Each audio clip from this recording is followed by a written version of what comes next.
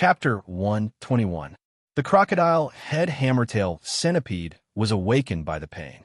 Its body was hit by the life-enhancing white rhinoceros. In anger, it swung its tail and hit the life-enhancing white rhinoceros with its bone hammer. The life-enhancing white rhinoceros was sent flying.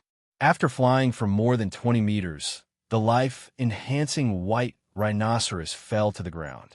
The crocodile head hammertail centipede went crazy. It used its tail, torso, and even its head to hit the wooden wall. Bang, bang, bang. The wooden wall was unable to withstand the pressure. Soon it started to groan. Large amounts of cracks started to spread on the tree trunks. Some of the cracks kept expanding, and even splinters of wood flew out. If the crocodile head hammertail centipede continued to wreak havoc, the wooden wall would soon collapse. "Cover me," Zongu shouted. At this moment, the plan to challenge Jinjin was thrown to the back of his mind. He put on his steel armor and tied a thick rope around his waist. He directly jumped down from the top of the wooden wall. While still in midair, Zongu swung his white bone hammer and smashed it toward the crocodile head hammertail centipede. The crocodile head hammertail centipede opened its bloody mouth and raised its neck. It wanted to swallow Zongu in one gulp. "Master Zongu," Sendao exclaimed. Time seemed to slow down at this moment. The distance between Zongu and the crocodile head hammertail centipede quickly shortened. Zongu could even clearly see every detail of the crocodile head hammertail centipede's head. He could even see the tendrils between its teeth. This beast's reaction is so fast. Zongu gritted his teeth. He was in the air and could not dodge. He could only wait for the crocodile head hammertail centipede to swallow him. Then, he could pierce through the snake's body and escape. But at this moment, two iron-headed flying arrows almost brushed past Zongji's shoulder. They immediately hit the crocodile head hammertail centipede's eyes and blinded it. "It's Jinjin. This reinforcement is quite timely." Zongu was overjoyed and couldn't help but praise Jinjin. Zongu did not need to look back to know that there was no one else in the entire camp other than Jinjin who could shoot such an arrow. Even Zongu himself was no exception. It turned out that the moment Jinjin saw Zongu jumping down to attack the crocodile head hammertail centipede, he knew something was wrong. He had learned a lot from Tsang-Su. The crocodile's eyes were very special. Its vision was very strong, especially when it was observing the surface of the water. The crocodile didn't need to turn its head. Just by moving its eyes, it could observe the movements on the water surface. Crocodiles rely on this ability to find their prey. When the Zongu pounced from above, it immediately triggered the hunting instinct of the alligator head hammertail centipede. Without thinking, it made a hunting action and bit down. The alligator head hammertail centipede's eyes were blinded. The intense pain immediately caused its attack to collapse.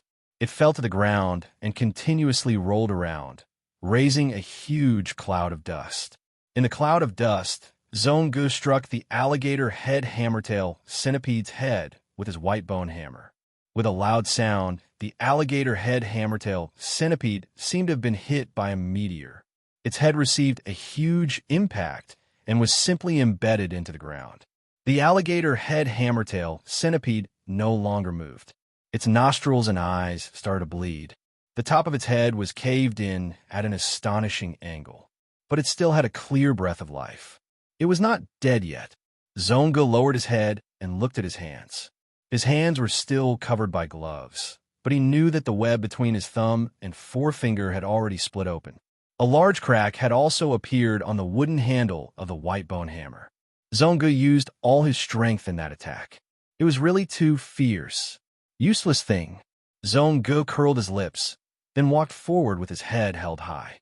The alligator head hammertail centipede had already lost its ability to fight. Zongu threw it to the back of his mind. Numerous brown monkey tail bears crawled out of the deep pit and rushed towards Zongu. "Good." Zongu held the giant hammer and did not dodge. He fiercely rushed forward. Then, he and the brown monkey tail bears fiercely collided and started a bloody and exciting fight. The men who saw this scene could not help but feel their blood boil. Zongu displayed inhuman bravery. Even though he was fighting one against many, he still managed to defeat the brown monkey-tail bears. These silver-ranked beasts' morale dropped to rock bottom. This guy's bloodline is not simple. His cultivation is at least silver-ranked. Zhenjin had a panoramic view of Zongji's battle. He could not help but feel shocked. The strength that Zongu displayed, whether it was strength, agility, or martial arts, all of them surpassed Zhenjin's human form. If I don't use lightning or other surprise tactics, it will be very difficult for me to win against Zongu in a one-on-one battle. Zhenjin had a clear comparison of their combat power. Hurry up and bring Master Zongu up. Zongu fought fiercely for a long time. With his strength alone, he defeated more than 10 silver-ranked beasts and temporarily protected the entrance of the camp. But in just a short while, he was already exhausted. Seeing Zongji's signal to return, Sandao immediately ordered the others to turn the handle and start the winch. The winches will kept spinning, wrapping the hemp rope. Zongu was at the other end of the hemp rope. Zongu was thus pulled back by the hemp rope around his waist. No one was curious or surprised, because Zongu had already practiced this battle tactic in front of everyone a few times. This battle tactic was very suitable for Zongu, but not for the others. This was because only Zongu had a full set of steel armor. Even if arrows hit him, the iron arrowheads would not be able to penetrate the steel armor. With this tight layer of protection, Zongu would not be accidentally hit by flying arrows, and would have the ability to fight alone.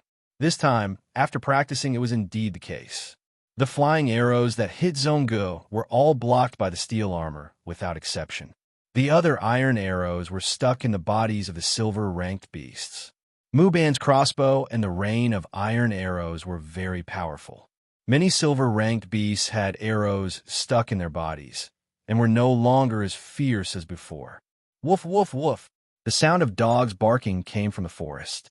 A small group of bat monkeys suddenly flew out and arrived in the sky above the battlefield. They did not get too close, because the surroundings of the camp were filled with the smoke that the bat monkeys hated. When they were still a distance away, the bat monkeys threw the things in their hands to the ground. Buzz, buzz, buzz, the things that were thrown into the camp hit the ground and broke into pieces. A large number of poisonous bees flew out from within. It was the venomous fire bees. The venomous fire bees directly pounced on the bonfire.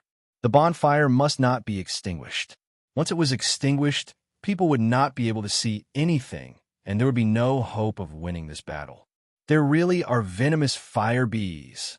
In the camp, ZD snorted coldly, but she did not panic. Instead, she looked expectant. Release the smoke. On top of the wooden wall, Zhenjin immediately gave the order. When the soldiers guarding the bonfire heard the order, they immediately took out a small bottle of medicine. They poured the medicine on top of the bonfire. Soon, the smoke that shrouded the camp was different. Quick, cover your nose and mouth with a wet cloth. Heiwan reminded loudly. Zhenjin had once told everyone that the blue dog fox wolf had the ability to control other man-made magical beasts. ZD understood the reason why the blue dog fox wolf had only attacked the exploration team and not the venomous fire bees when it had brought the hive to release them. Since she had suffered a loss once, ZD had made preparations early on. She had specially developed the smoke and smoke medicine to deal with the venomous fire bees. The venomous fire bees flew into the smoke. At first, everything was normal, but soon the accumulation of smoke and smoke caused a qualitative change. The greasy smoke and dust covered the wings of the venomous fire bees. The more the venomous fire bees flapped, the more smoke and smoke they got, and the slower their speed. The more serious situation was that even their wings were stuck by the smoke and smoke. The venomous fire bees fell to the ground or the wooden wall one by one. The people who had been waiting for a long time waved their butcher's knives and killed all the venomous fire bees. Howl! The sound of a wolf's howl came from the forest opposite. The blue dog fox wolf that had attacked the front of the camp had exhausted all its means and had yet to break through the main gate of the camp. The wolf's howl was to inform its other companion. Therefore, when the wolf's howl suddenly stopped, the side of the camp was immediately attacked. This was in line with Zhang Jin's early warning. This batch of magical beast army was very elite. Shoot! Baya led a small team of 5 people and had been waiting for a long time. These 5 people were carefully selected and had the best shooting skills. Including Baya, there were a total of 6 people, and they all used crossbows. The crossbows released a shocking rain of arrows. Most of the invaders were flying squirrels. The dense rain of arrows stopped the flying squirrels in their tracks, and their attacks were greatly hindered. Woof, woof, woof. The blue dog fox wolf issued a new order. The flying squirrels dispersed and no longer charged in a dense group. Baya and the others frowned. The pressure increased sharply and their previous killing rate dropped rapidly. Baya's team only had 6 people. Even if they had a crossbow, they had to reload it after shooting for a while. There were simply too many flying squirrels. Baya and the others could not shoot at all. They went from being flustered to gradually falling into the enemy's hands. The side doesn't look good. I'll go and support them. Jinjin used ultrasound to scan the entire battlefield. Don't worry. Go. Zonga nodded and panted. Jinjin left the defense of the main gate to Zongu and immediately turned around to rush to the side. The flying squirrels are charging up the wooden wall. Jinjin's pupils shrank sharply. If they could not stop these flying squirrels, not only would Baya and the others be sacrificed, but the entire camp's defense would be breached and the enemy would be able to easily break through. God, my lord, the great Shengming Emperor, please grant me strength so that I can fight to the death and not retreat. Let me practice your Tao. Jinjin purposely prayed loudly. However, before he could finish his prayer, he was interrupted by a flying squirrel that pounced on him. Once a magical beast flying squirrel bit down on an electric discharge, a normal person would basically die. Get out of my way, Jinjin roared. His voice was vast and mighty, forming a translucent sound wave that spread out with Jinjin as the center. The flying squirrel that was attacking him was knocked unconscious on the spot. Since Jinjin could secretly mutate the insides of his body and emit ultrasound waves, it would be easier for him to imitate the sound wave attack of the bats. Get lost. Die. Kill. Kill. Kill. Jinjin held a thin sword and shuttled back and forth on the wooden wall. Whenever a flying squirrel climbed up, he would roar and knock it out. Even if it did not faint, it would definitely stop moving. Jinjin used these openings to easily kill the flying squirrels. Sir's prayer came true again. We have the holy knights. These flying squirrels can't hold on any longer. They've all been knocked out by Sir. Kill them quickly.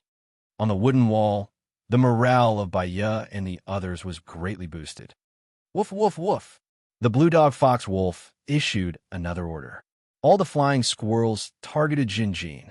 Jinjin could only deal with them for a moment. At this moment, the blue dog fox wolf suddenly darted out of the forest and climbed up the wooden wall. It was unknown how it did it, but it climbed up the wooden wall as if it was flat ground. Its speed was as fast as a bolt of blue lightning, and it reached the top of the wooden wall in a few breaths. The blue dog fox wolf bared its fangs and pounced on Jinjin. It knew that Jinjin was the most important person. As long as it killed him, it would win this battle. Chapter 122. This was Jin's 3rd time facing the blue dog fox wolf. The young knight was very surprised that the blue dog fox wolf could fight his way out alone. Jinjin narrowed his eyes and stared at the enemy in front of him. Thoughts flashed through his mind like lightning. All this time, the blue dog fox wolf has been hiding at the back, relying on the forest to protect itself. I didn't expect it to have such a brave moment. No, this kind of magical beast has always been very ruthless. In the past, when the blue dog fox wolf attacked the rescue team, led by ZD, it also attacked personally. It seems that the blue dog fox wolf only gathered the other magical beasts when it felt it was necessary. Just like what ZD said before, the blue dog fox wolf that was chasing them used the fire poison bee swarm. Wait, when I saw these two blue dog fox wolf before, Why did they have a magical beast army? Questions arose, but were immediately suppressed by Jinjin, because at this moment, the blue dog fox wolf had already pounced on him. Jinjin immediately rolled to avoid the blue dog fox wolf's attack. But when the blue dog fox wolf passed by Jinjin in midair, its tail swept fiercely and hit Jinjin's back. Jinjin suffered a heavy blow, as if someone had hit him on the back with a hammer. What attacked me? Jinjin continued to roll to reduce the force and immediately knelt on the ground. I clearly dodged it. Jinjin was a little confused. The wooden wall was narrow and there wasn't much space. This time, he almost rolled down and was already at the edge of the wooden wall. Jinjin's gaze gradually focused on the fluffy tail behind the blue dog fox wolf. This thing can also be used as a weapon? Jinjin understood. The blue dog fox wolf's intelligence was similar to that of a human. It was very high, so it developed its body very well. The foxtail was actually not blue dog fox wolf's usual weapon. In fact, it could be considered a weakness. However, blue dog fox wolf had deliberately trained it to become a weapon. Perhaps the blue dog fox wolf's tail was useless against those deadly white rhinoceroses. However, when dealing with a human like Jinjin, especially when the latter did not have the help of fighting energy, the blue dog fox wolf's tail was much harder than a human's. Jinjin snorted coldly as he secretly activated his heart core. In the next moment, the red light surged within his body, transforming his bones and muscles into those of the brown bear. The blue dog fox wolf's eyes narrowed. He felt that the young man in front of him seemed to have changed, but upon closer inspection, there was no change. The blue dog fox wolf launched an attack once again. Its speed was so fast that it was like a bolt of blue lightning. In the blink of an eye, it pounced in front of Jinjin. Jinjin raised his thin sword, silver lightning, and the blue dog fox wolf firmly blocked in front of him. The blue dog fox wolf's unstoppable pounce was blocked by a slender sword. Just as it was stunned, Jinjin's fist came sweeping over. Bang! The fist smashed into the blue dog fox wolf's ear, and the huge force sent the blue dog fox wolf flying. The blue dog fox wolf rolled 3 times on the wooden plank, then immediately stood up. Its forelegs were on the ground, and its head kept shaking. Only then was it able to shake off the dizziness. Woof woof!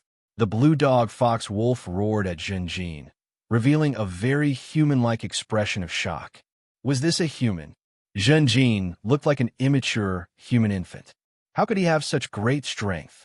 Hearing the blue dog fox wolf's roar, the surrounding flying squirrels all gathered and charged at Jinjin from all directions. Jinjin took a deep breath, and the 2 lungs in his chest mutated into the lungs of a bat monkey. Because he had absorbed a large amount of air in an instant, Jinjin's chest expanded. Scram! Jinjin suddenly opened his mouth, and his roar reverberated in all directions, causing translucent ripples to appear in the air. The flying squirrels that pounced at him were simply seeking their own deaths. Most of them fell to the ground, while the stronger ones screamed and rolled on the ground. Most of them were lying on the ground as corpses, either unconscious or truly dead. Jinjin waved his thin sword, silver lightning, and as the sword flashed, he finished off the flying squirrels that were still howling in pain. Seeing Jinjin reap the lives of the flying squirrels, the blue dog fox wolf rushed at Jinjin again. Jinjin hurriedly raised his thin sword and was ready for battle. But this time, the blue dog fox wolf didn't jump and pounce. It kept its feet on the wooden plank and was in a constant state of exertion. The distance between the 2 parties rapidly shortened, and Jinjin suddenly swung his thin sword downwards. The blue dog fox wolf suddenly lowered its body and dodged the thin sword. Its belly was almost touching the wooden plank as it scurried behind Jinjin. The wolf's roar exploded behind him. Jinjin hurriedly turned around and slashed horizontally with his thin sword. But he hit nothing. The blue dog fox wolf only roared once, forcing Jinjin to turn around and swing his sword. After Jinjin swung his sword, he used up all of his strength, and an opening appeared in an instant. A green light seemed to flash in the blue dog fox wolf's eyes. Only then did it really pounce over. When this beast fights, it actually gives me the feeling that it's proficient in martial arts. Jin's head shook. His opening was created by the blue dog foxwolf and was caught by it. He couldn't dodge in time. At the critical moment, Jin raised his empty left arm and used it as a shield in front of him to protect his weak neck and prevent his throat from being bitten by the blue dog foxwolf. The blue dog foxwolf pounced in midair. When it saw Jin abandon his left arm, it opened its mouth even wider in excitement. Then, it bit down viciously on Jin's left arm. Its mouth was full of sharp teeth, and its terrifying bite force could even crush an iron helmet. But Jin's left arm wasn't bitten off. Instead, a few of the blue dog foxwolf's teeth were broken. It turned out that at the critical moment, Jin had covered his left arm with a layer of tough silver scorpion shell. The intense pain from the broken teeth made the blue dog foxwolf's body tremble violently. Then, this silver magical beast was even more ferocious. It used its bloody mouth and teeth to bite down on Jin's left arm. Its whole body used the inertia of its pouncing body to fiercely knock Jin down. Jin and the blue dog foxwolf were originally fighting at the top of the wooden wall. Now, the two were fighting hand to hand. One was biting the other's left arm and wouldn't let go. Just like that, they fell from the sky. "Ah, Lord Jin!" Baya cried out in alarm and hurriedly jumped down from the support. On the ground, he saw that Jin had just gotten up. "Damn it, it actually ran away after being hit by my sword." Jin coughed violently and looked at the bloodstains on the ground forming a line. The blue dog foxwolf's figure disappeared between the tents in the distance. Of course, it didn't feel good to fall from a high altitude. The blue dog foxwolf wanted to use its silver magical beast body to bully Jin. But Jin's bare bones and bare meat weren't just for show. Instead, during the falling process, he took the opportunity to stab the blue dog foxwolf from its belly to its spine. Then, the tip of the sword protruded from the wolf's skin, forming a penetrating wound. Good sword. It's a pity that it didn't pierce through the blue dog foxwolf's spine. I have to find it. An injured magical beast is even more dangerous. Baya, continue to stay here and clear out the remaining flying squirrels. Jin loudly ordered Baya, who was running over. I'll go after that blue dog foxwolf. If there's no enemy here, go to the main gate and support Zhongge. At this point, the blue dog foxwolf's side attack on the camp had basically been neutralized. The flying squirrels were too restrained by Jin's roar and couldn't even use 1/10 of their strength. The blue dog foxwolf, which had escaped into the camp, became the only remaining trouble. "Understand, sir." Baya looked at Jin in admiration as he hurriedly left. At this moment, there was a loud bang. The main gate of the camp actually collapsed. "What's going on?" The other people in the camp all turned pale with fright. "What the hell is Zhongge doing?" Jin also stopped in his tracks because of this unforeseen event. He cast his gaze towards the main gate of the camp, and, at the same time, he used the ultrasonic wave to investigate. Where the main gate of the camp used to be, there was a deep, pitch-black hole. A yellow-white magical beast had shrunk into the deep hole. Jin could barely see its figure. This was a silver magical beast, and it seemed to be very good at attacking underground. The blue dog foxwolf actually had a trump card. I didn't detect it. It seems to have been moving underground all this time. Under the command of the blue dog foxwolf, the magical beast army had used various tactics. Jin had been on guard against the sudden attack of the divided army, but he didn't expect there to be a magical beast underground. The ultrasonic wave detection had its limitations. Although it could still detect the situation underground, it was best to stay close to the ground. When Jin was investigating, he had always been on the high wooden wall. Even if he stayed close to the ground, he might not be able to find the traces of this mysterious underground magical beast in a short period of time. This was because it had burrowed very deep. The main gate of the camp collapsed with a loud bang, and a part of the surrounding wooden wall also collapsed. Although the hole under the gate was deep, it wasn't wide. monkey-tail brown bear, strong white rhinoceros, crocodile head hammertail, centipede all rushed into the camp. There was also a reserve team in the camp. You're finally here. The big guy is getting impatient. The little giant waved his huge stick and rushed over, warmly welcoming the magical beast army in front of him. These silver magical beasts were all injured, but the little giant was in peak condition. The giant's bloodline made his physique and strength far beyond ordinary. With a sweep of his wooden stick, he knocked back 2 to 3 monkey-tail brown bears. A strong white rhinoceros rushed over. This path is blocked. The big guy blocked it head-on, but his stomach was pierced by the rhinoceros horn. Then, the crocodile head hammertail centipede, which was relatively slow, also swam over and wrapped around the big guy's body, squeezing him fiercely. The big guy and the crocodile head hammertail centipede tangled and quickly fell into a disadvantage. Suddenly, a huge long arrow shot out and hit the crocodile head hammertail centipede's torso. The arrow was very long, more than a meter long. The iron head was made of iron, and the arrow's strength was even stronger than Junjin's crossbow. Although the crocodile head hammertail centipede's skin was thick, it was almost pierced by the arrow. Although it was heavily injured, the crocodile head hammertail centipede still trapped the big guy. The big guy's face was red, and he was having difficulty breathing. "Don't shoot my son," the shipwright shouted from the central wooden house. "Do you think I am Muban?" The one who shot the arrow was Wan, and in front of him was a ballista. That's right, it was a ballista. The ballista was naturally made by Muban, and he didn't make just one, but 3. The ballista was a large-scale weapon, and Muban was ordered to make it to deal with large magical beasts. Unfortunately, the space on the wooden wall was not spacious, and it was only made of wooden planks, so it couldn't place the ballista. Thus, in the end, the ballista could only be set up in the camp. The camp's gate collapsed, and the magical beasts rushed in, making them the targets of the 3 ballista. Bang, bang, bang.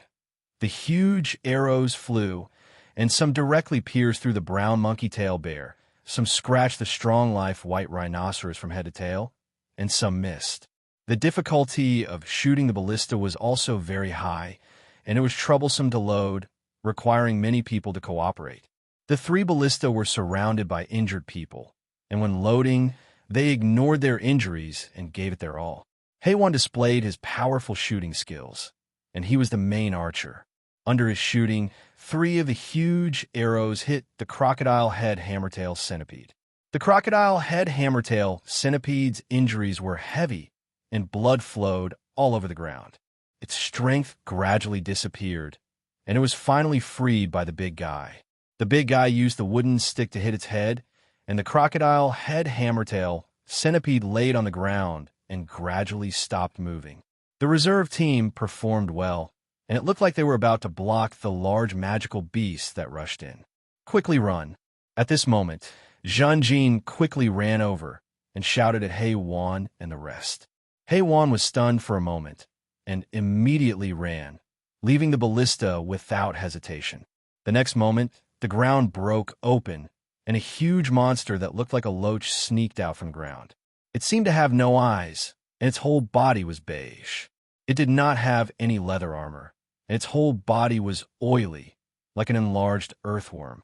In its wide, open mouth, there were circles of serrated teeth that were closely distributed. The monster swallowed the ballista in one gulp, and the serrated teeth in its mouth kept cutting. After a few breaths, the ballista was spat out, and it had been sawed into countless pieces of wood. Wan and the rest were panic-stricken. If a person was swallowed, they were afraid that even their armor would not be able to withstand it. The underground giant worm chewed up a ballista and quickly drilled into the ground. Junjin had no choice and could only pounce on empty air. He had just used ultrasonic detection, and before he found the blue dog foxwolf, he was the first to discover the mysterious, magical beast underground. The underground giant worm did not go underground, but rather it kept drilling in the shallow layer close to the surface. Therefore, Junjin gave a warning in advance, which allowed Wan and the rest to keep their lives. My God, what kind of monster is this? I almost died. The people who were lucky enough to survive were all terrified. There were still 2 ballistas in place, but Wan and the rest did not dare to go over for fear that the underground giant worm would attack again. They were not soldiers, only mercenaries and crew members. They did not have the spirit to die and sacrifice. More importantly, the underground giant worm's attack was really unexpected, and it was impossible to guard against. Zhenjin placed his palm on the ground, opened his mouth slightly, and sent out ultrasonic waves again. Found it. The next moment, Zhenjin was both shocked and furious.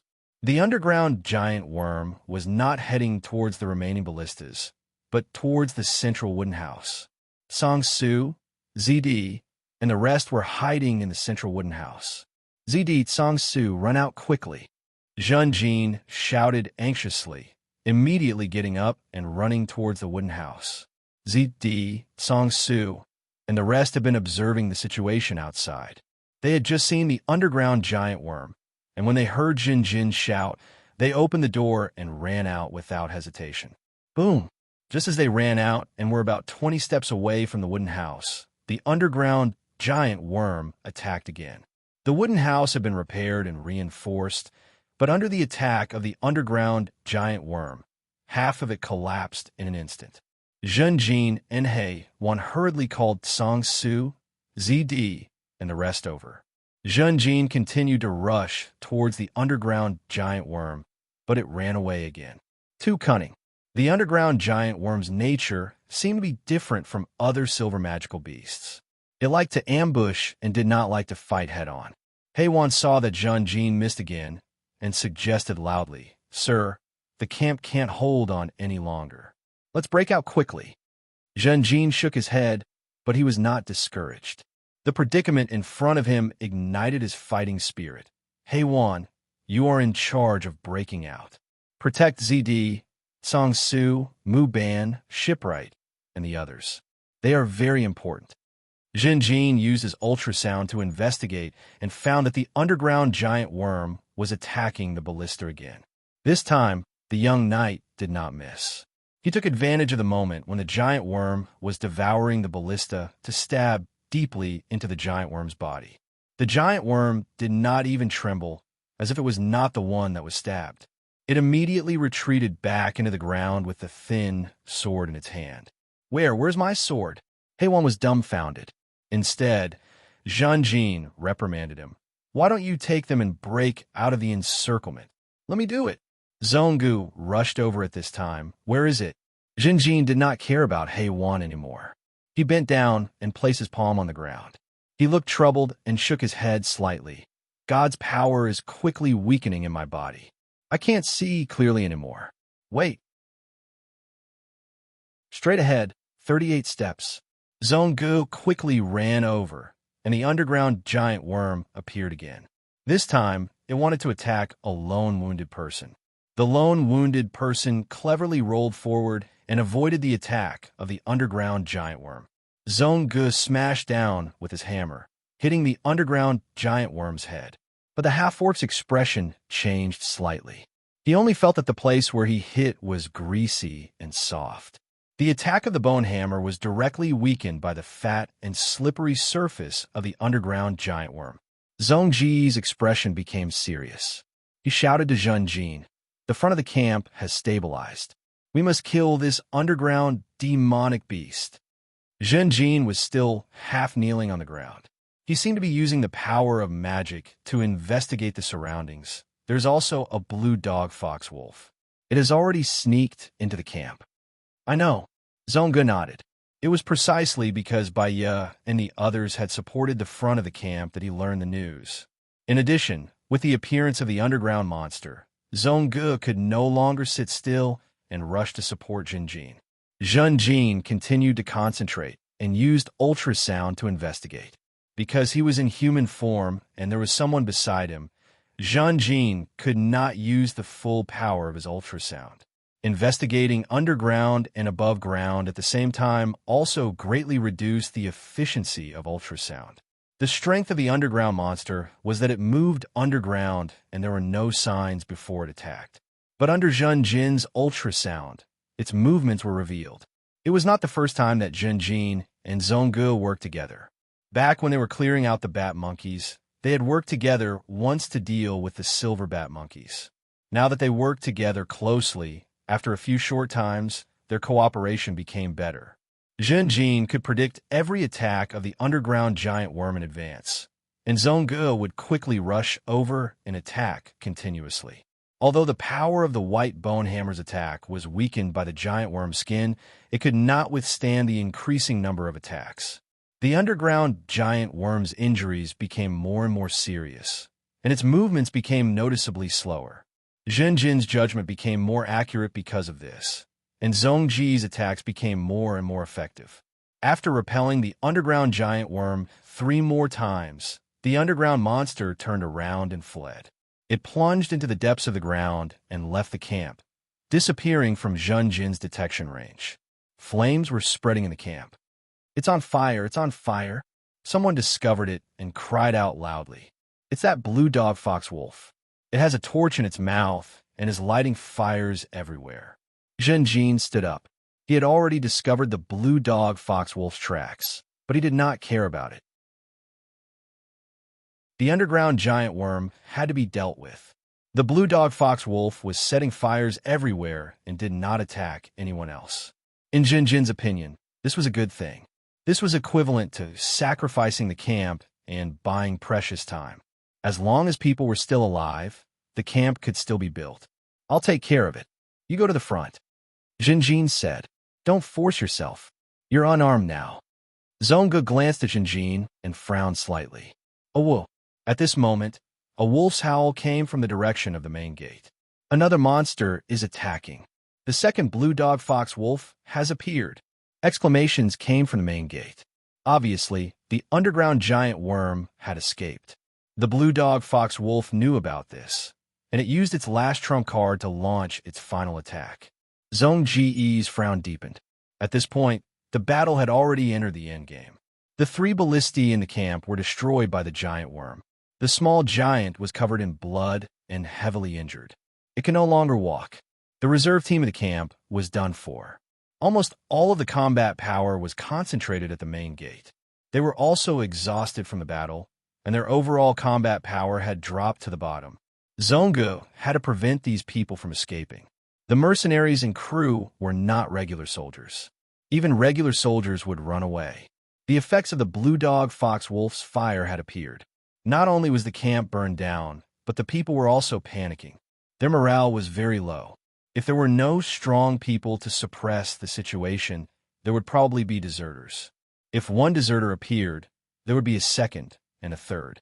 It was very likely that they would be defeated in the blink of an eye. Of course, at this point, the magical beast army had suffered more losses. However, the overall strength of the magical beast army was stronger. They still had the strength to form a final wave of attacks. "I have to rush back, but here." Zhong Gu hesitated.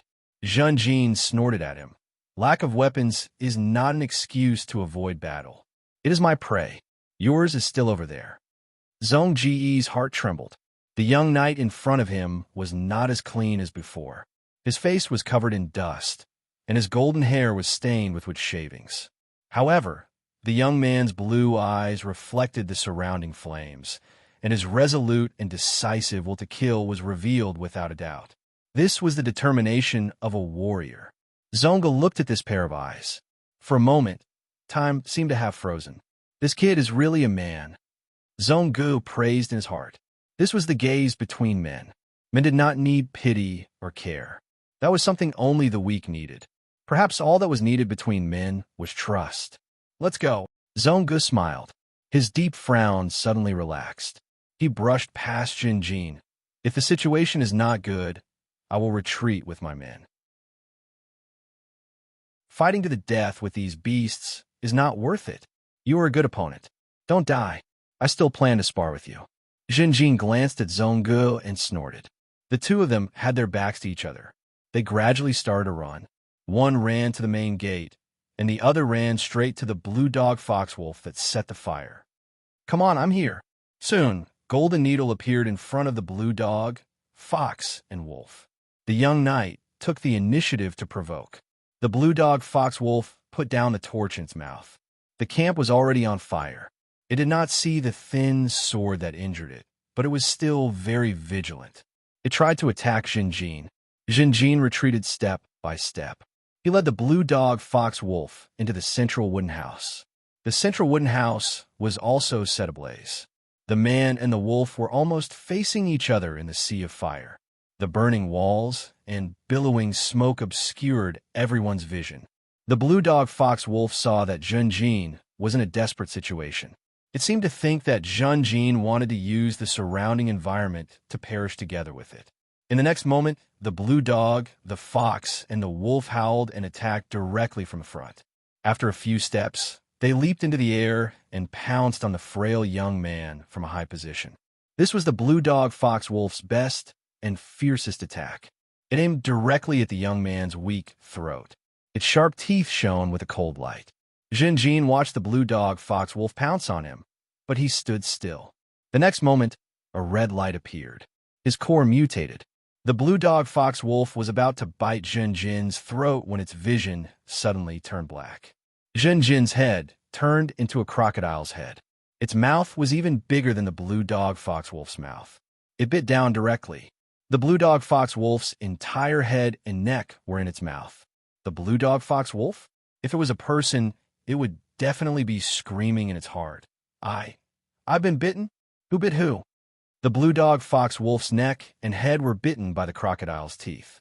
The blue dog, fox, wolf's eyes looked straight ahead.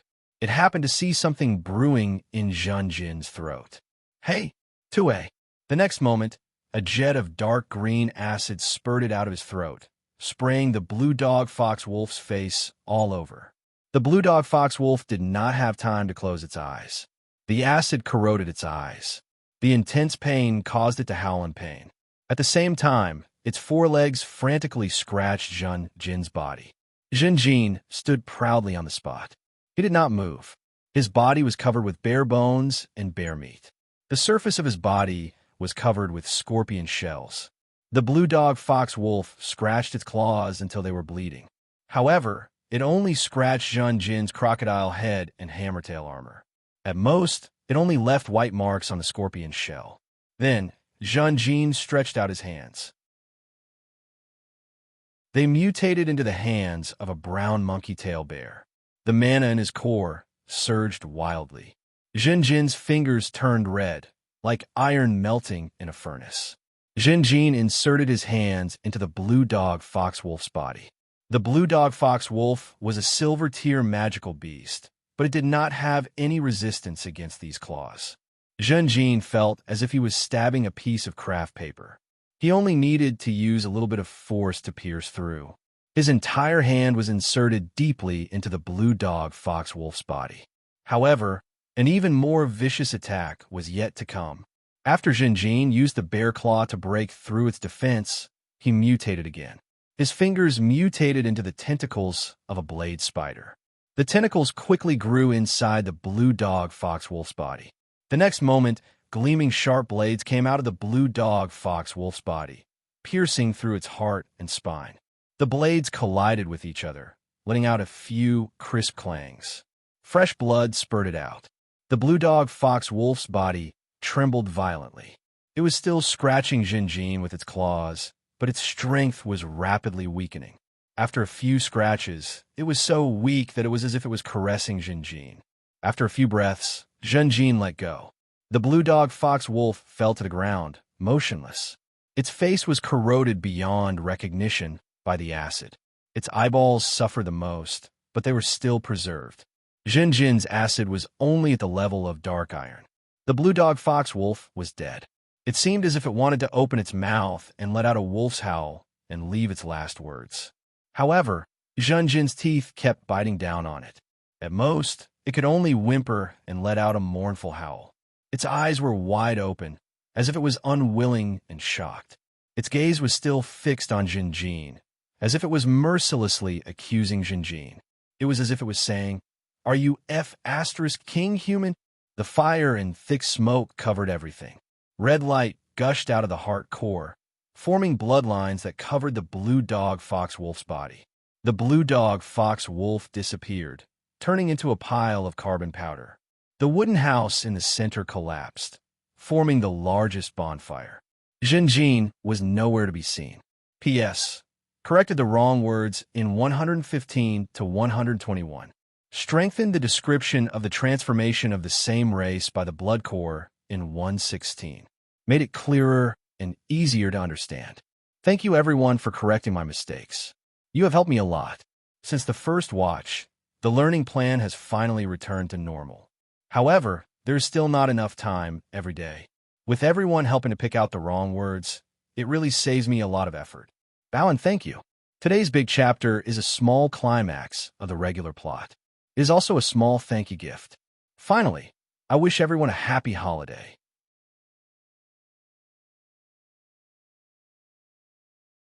Chapter 123. The raging flames lit up the entire forest. The camp in the flames kept collapsing, occasionally letting out a loud rumbling sound. The camp is gone. Someone looked at the flames that were higher than the canopy, muttering in frustration. It's a good thing that the crucial wood was preserved outside, Mu Ban said in relief. ZD was directing some people to bandage the big guy's wounds. The big guy's injuries were very serious. After stumbling here, he fell unconscious. The shipwright surrounded ZD, looking at the girl. President, how is the big guy's situation? ZD wanted to say that she was only a pharmacist, not a doctor, but seeing the shipwright's worried expression, she said, "Don't worry, he has the blood of giants. His recovery ability is very strong. Combined with my medicine, he'll be fine. That's good. That's good," the shipwright sighed, his worried expression slowly calming down. ZD added, "It's just that the injuries on his body are much more serious than the last time. For the next half a month, he can only recuperate. He won't be able to move as he pleases at this point." ZD asked the shipwright. "He has the strength of a black iron rank. Have you ever thought of training him? If he had gone through some basic training, he wouldn't have been injured like this," the shipwright sighed. "Sir, it's not that I haven't thought about it. But this big guy's brain isn't very good. Sometimes he even goes crazy. I'm the only one who can communicate with him. He won't listen to anyone else." ZD nodded, understanding. Looking around, the girl's face slowly showed signs of worry. The him in her heart still hasn't appeared. After parting with Zhenjin, Zhonggu rushed to the camp's main gate, but he was still a step too late. The troops left behind at the main gate had already begun to scatter and flee. The blue dog fox wolf led the remaining magical beast army to attack. Fortunately, Zhonggu arrived in time and blocked the magical beast army's charge. He was heavily surrounded by magical beasts and fought with the blue dog fox wolf. His steel armor was pierced by the brown bear's sharp claws, and the handle of Zhongji's white bone hammer was also broken in the fierce battle. In fact, the handle of the hammer had already broken once during the battle. However, Mu Ban had made a spare hammer handle for Zhonggu. Under the valiant Zhongji's leadership, Sandao, Lan Zhao, and the others fought bravely against the enemy. Both sides were caught in a temporary stalemate. However, Zhonggu knew that they were already exhausted and were fighting with their last breath. However, the magical beast's strength was limitless, so they took the lead in breaking through the encirclement. The whole camp was ablaze, and many burning buildings were used by Zhonggu to shake off the magical beast pursuit. Then, Zhonggu tried his best to rescue the others in the camp, trying to get them out of the camp as much as possible.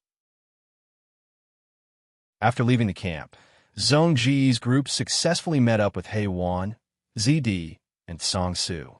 The magical beast army seemed to have stopped in the camp. Zhonggu hurried to rest and reorganize the troops.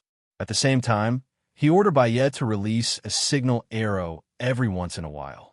After receiving the signal, from time to time, some of the scattered comrades returned to the main group. Cough, cough, cough. A cough came from the forest, immediately attracting the attention of the surrounding people. The next moment, Zhenjin, covered in blood, slowly walked out of the forest. "It's Lord Zhenjin. I told you that he wouldn't die."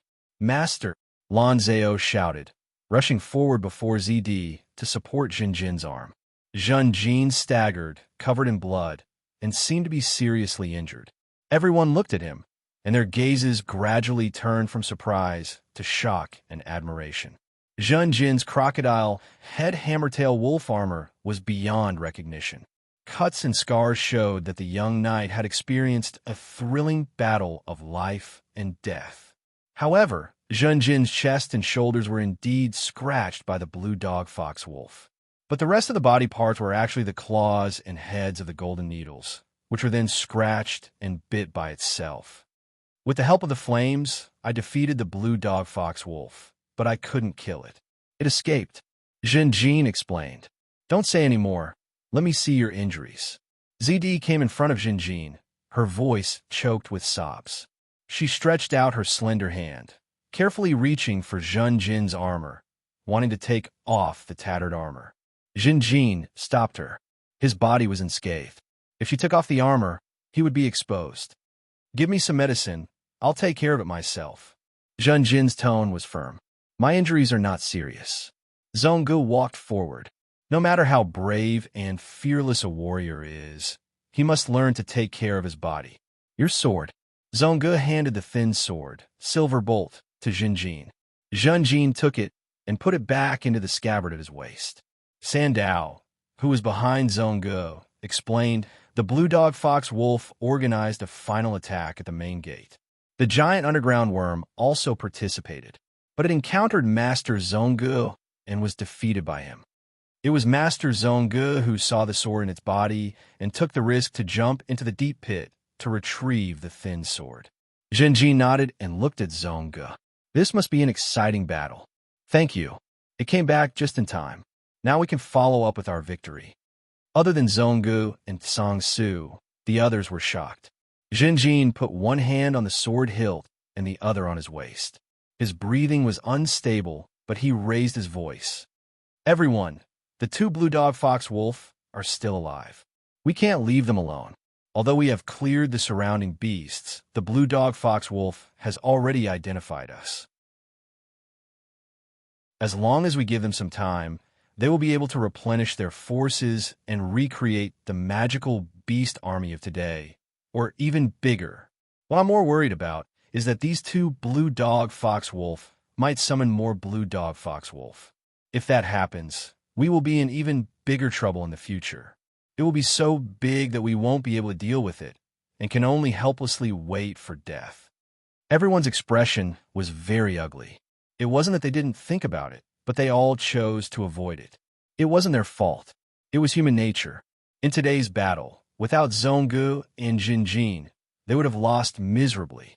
And now, the result, the camp was burned, a large number of casualties, and a magical beast army was still alive. These were all factors that lowered everyone's morale. For this battle, they had prepared for many days and tried their best, but they still failed. Because of this, it was natural for everyone to feel fearful. They subconsciously didn't think about this problem. But now, Jin's words threw the problem back to everyone, forcing them to face it.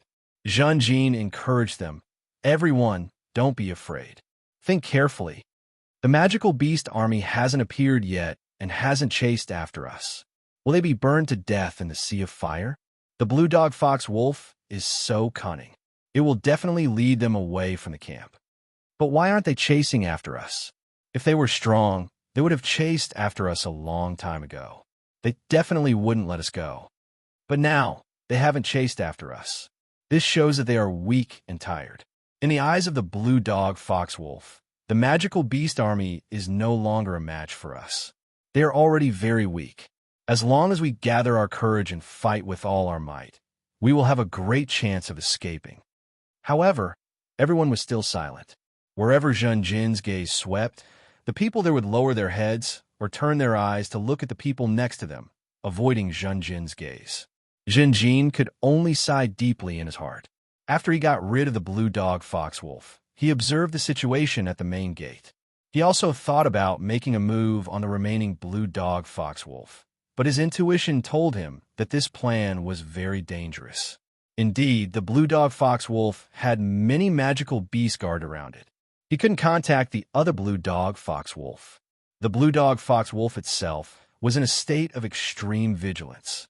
Even if Zhenjin transformed into a complete magical beast, he would be attacked violently if he rashly approached. In front of the blue dog fox wolf, Zhenjin didn't want to reveal too much about himself.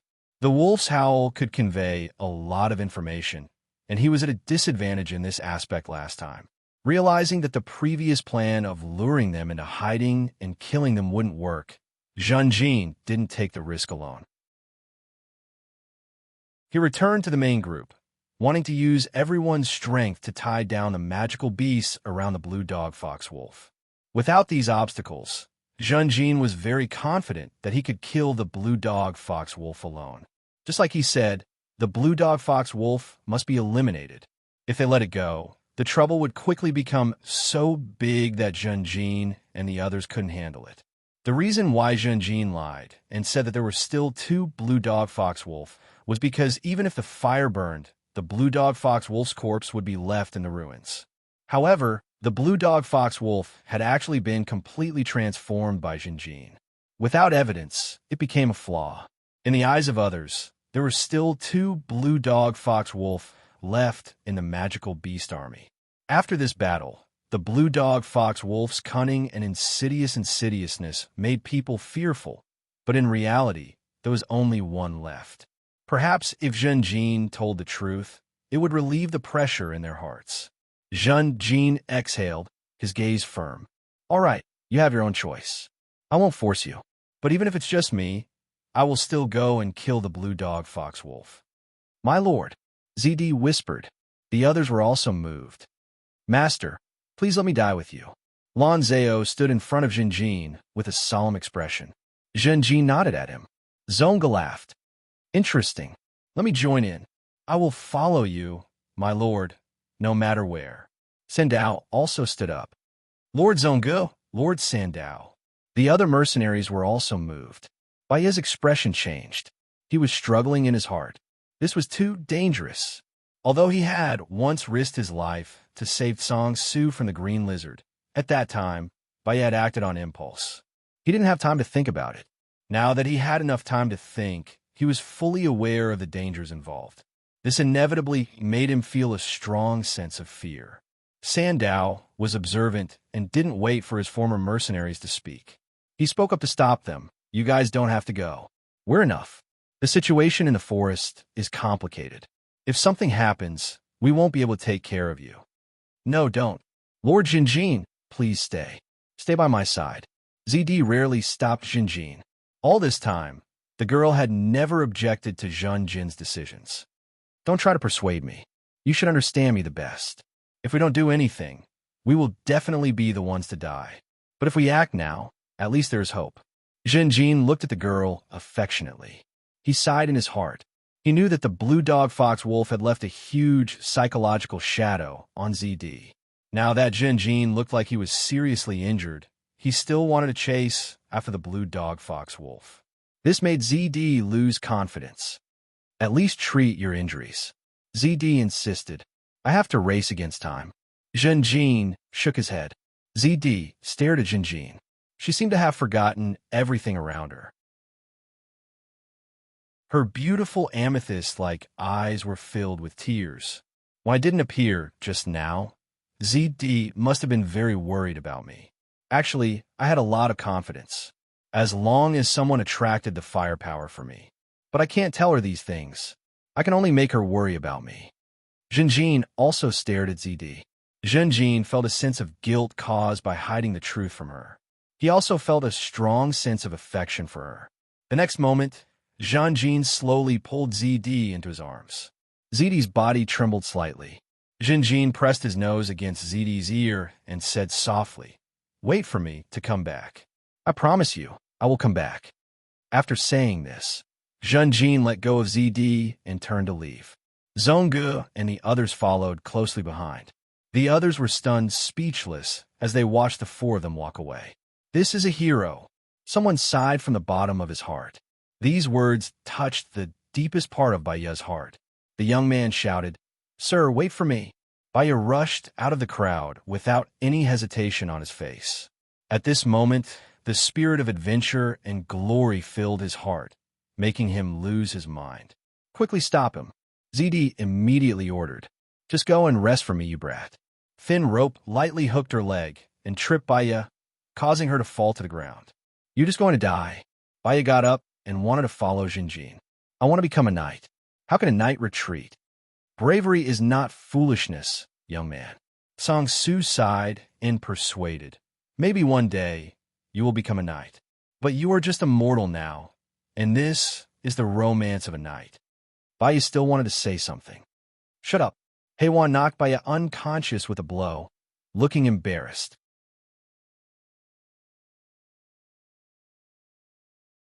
Chapter 124.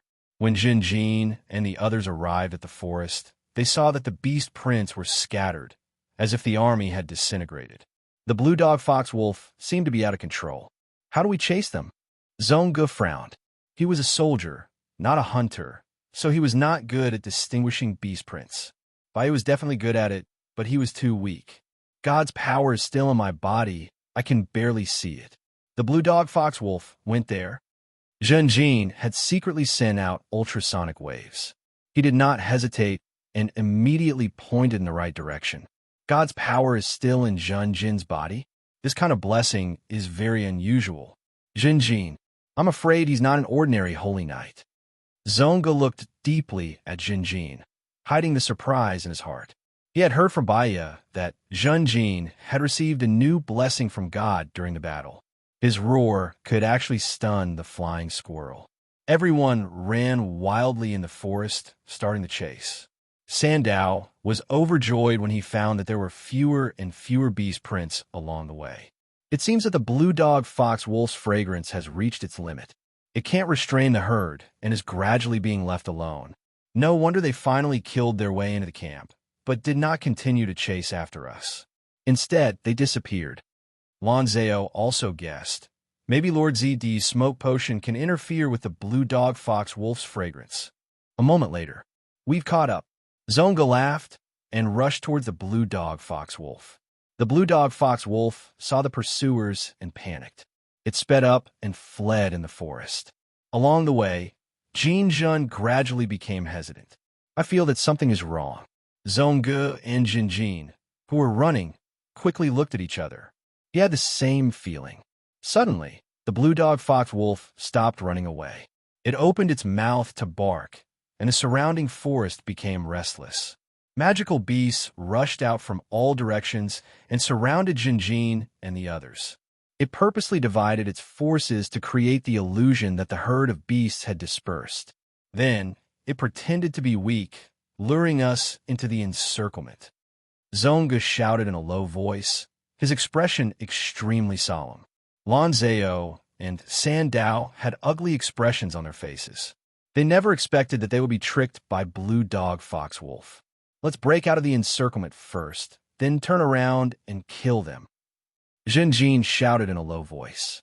The current formation was too unfavorable. He had already used ultrasound to investigate everything, so there was nothing unexpected. Zongge took the lead, his white bone hammer whistling as he swung it. Jinjin was next to him, his thin sword sharp like silver lightning.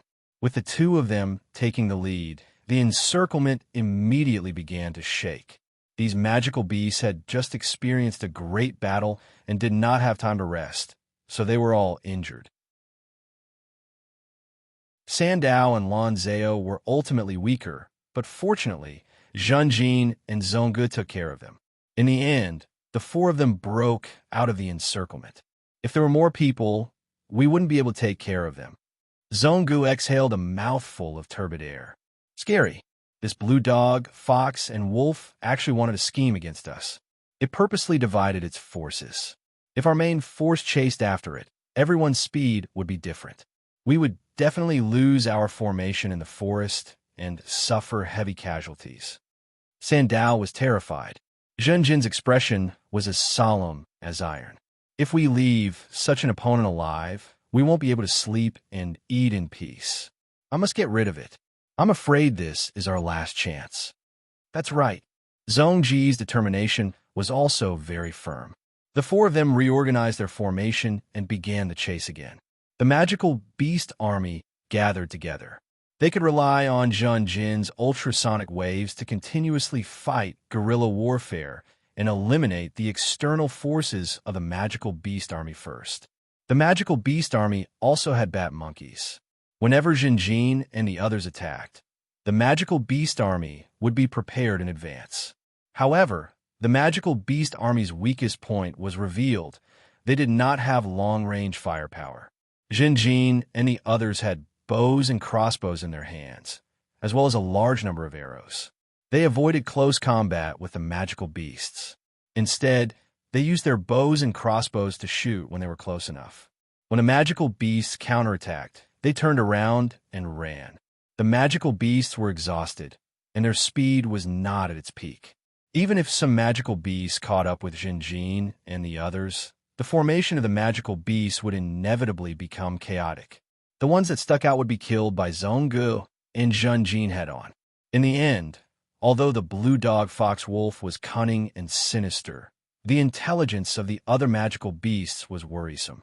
The blue dog fox wolf's orders were not very precise and specific. They could not make the magical beasts maintain their formation after charging for a certain distance. In this way, Zhun Jin and the others only paid the price of arrows, while the magical beast army paid the price of their lives. Finally, the blue dog fox wolf knew that it was doomed. It led some of the elites and sped up to escape deep into the forest. Another group of old, weak, and disabled stayed behind to block Zhun Jin and the others. Zhun Jin and the others tried to take a detour, but the old, weak, and disabled who stayed behind also moved with them. The strange fragrance of the blue dog fox wolf made them loyal and devoted. They did not care about their own safety, and they always blocked in front of the four people. Zhonggu was impatient. He took the lead in charging and directly engaged in close combat. The four of them barely broke through the line of defense.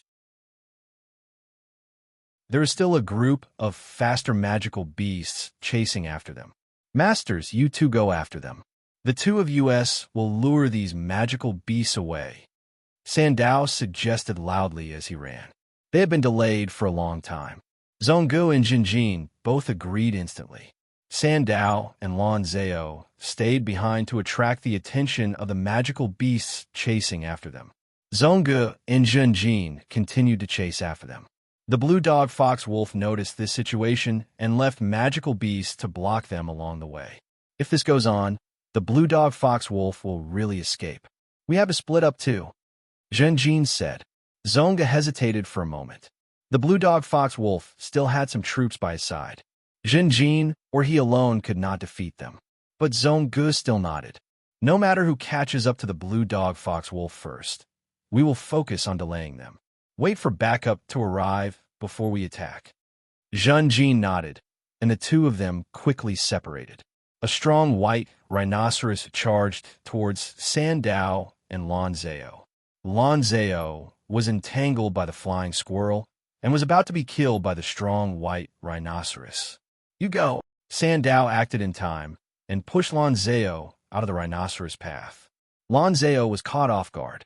He cried out in surprise and rolled 3 times to avoid the rhinoceros. But the goblin Sandow stayed in place. The silver rhinoceros was tall, but the goblin was short.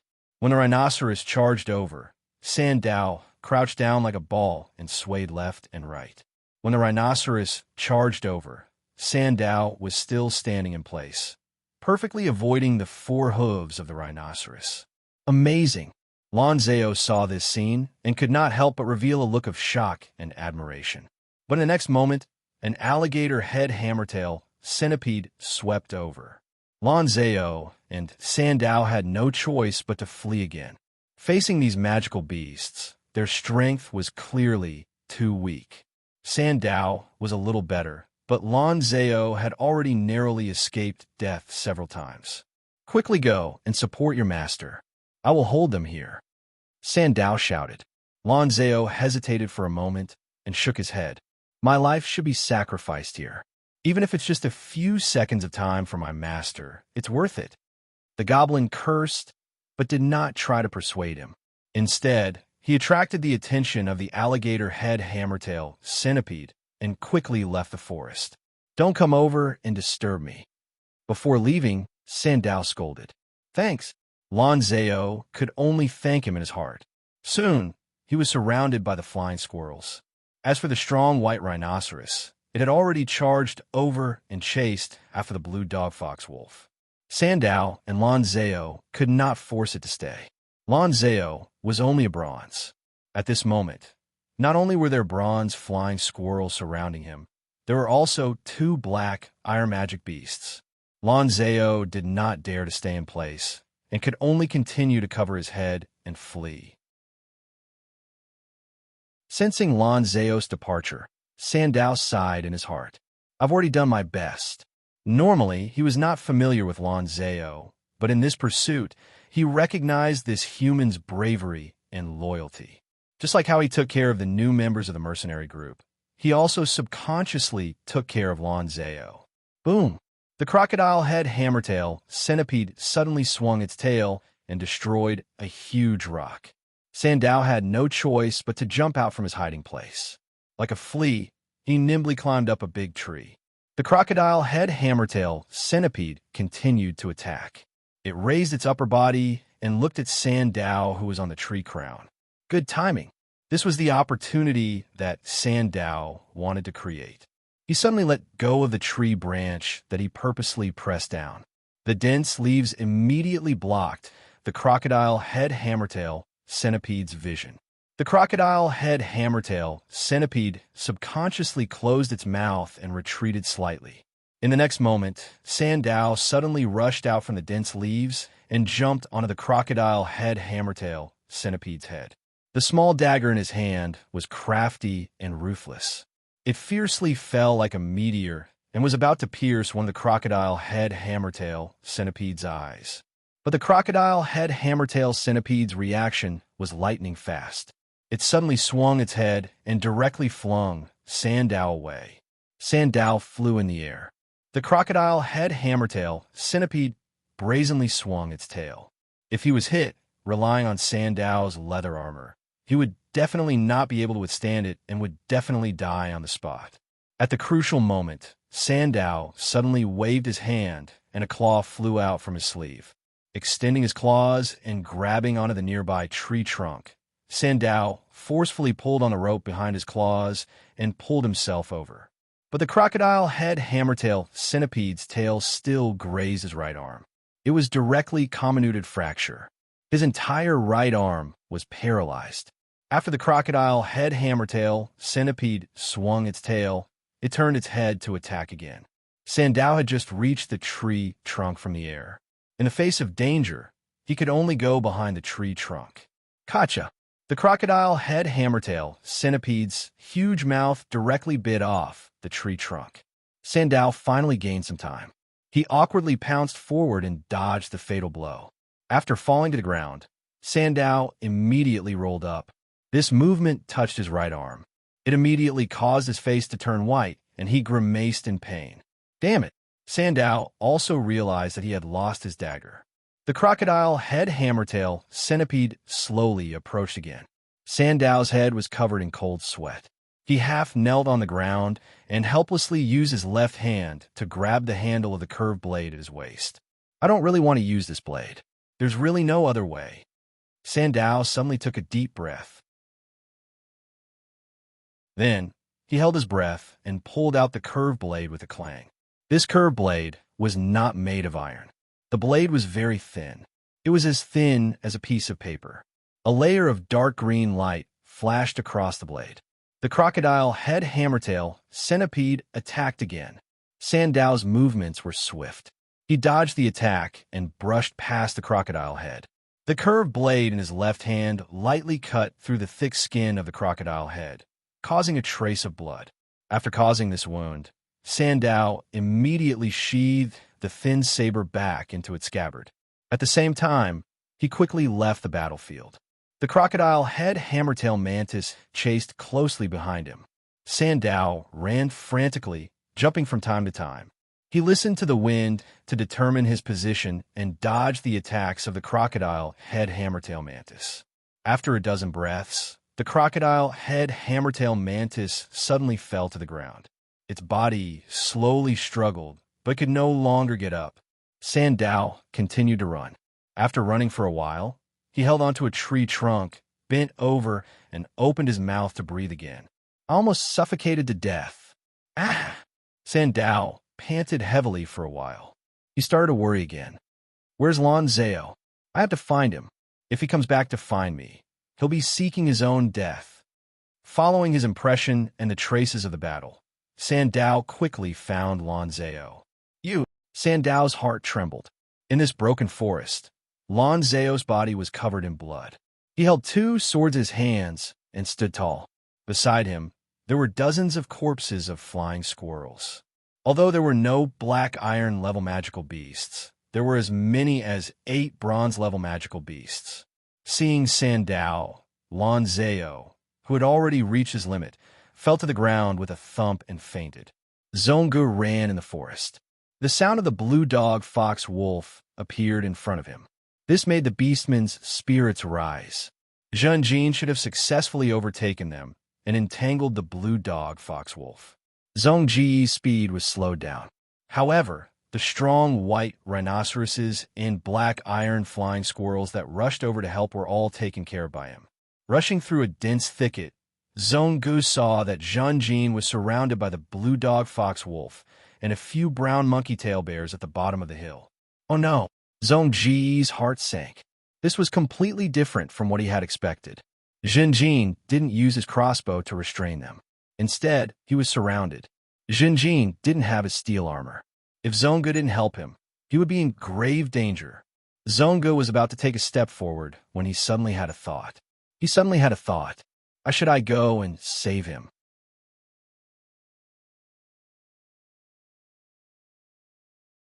Chapter 125. Zhonggu could clearly see the scene of the fierce battle at the bottom of the hill. The blue dog fox wolf's right hind leg was injured. It was lying on the ground, crying out woof woof. Under its command, the brown bears showed exquisite coordination and surrounded Zhen Jin. They blocked him from the left and blocked him from the right.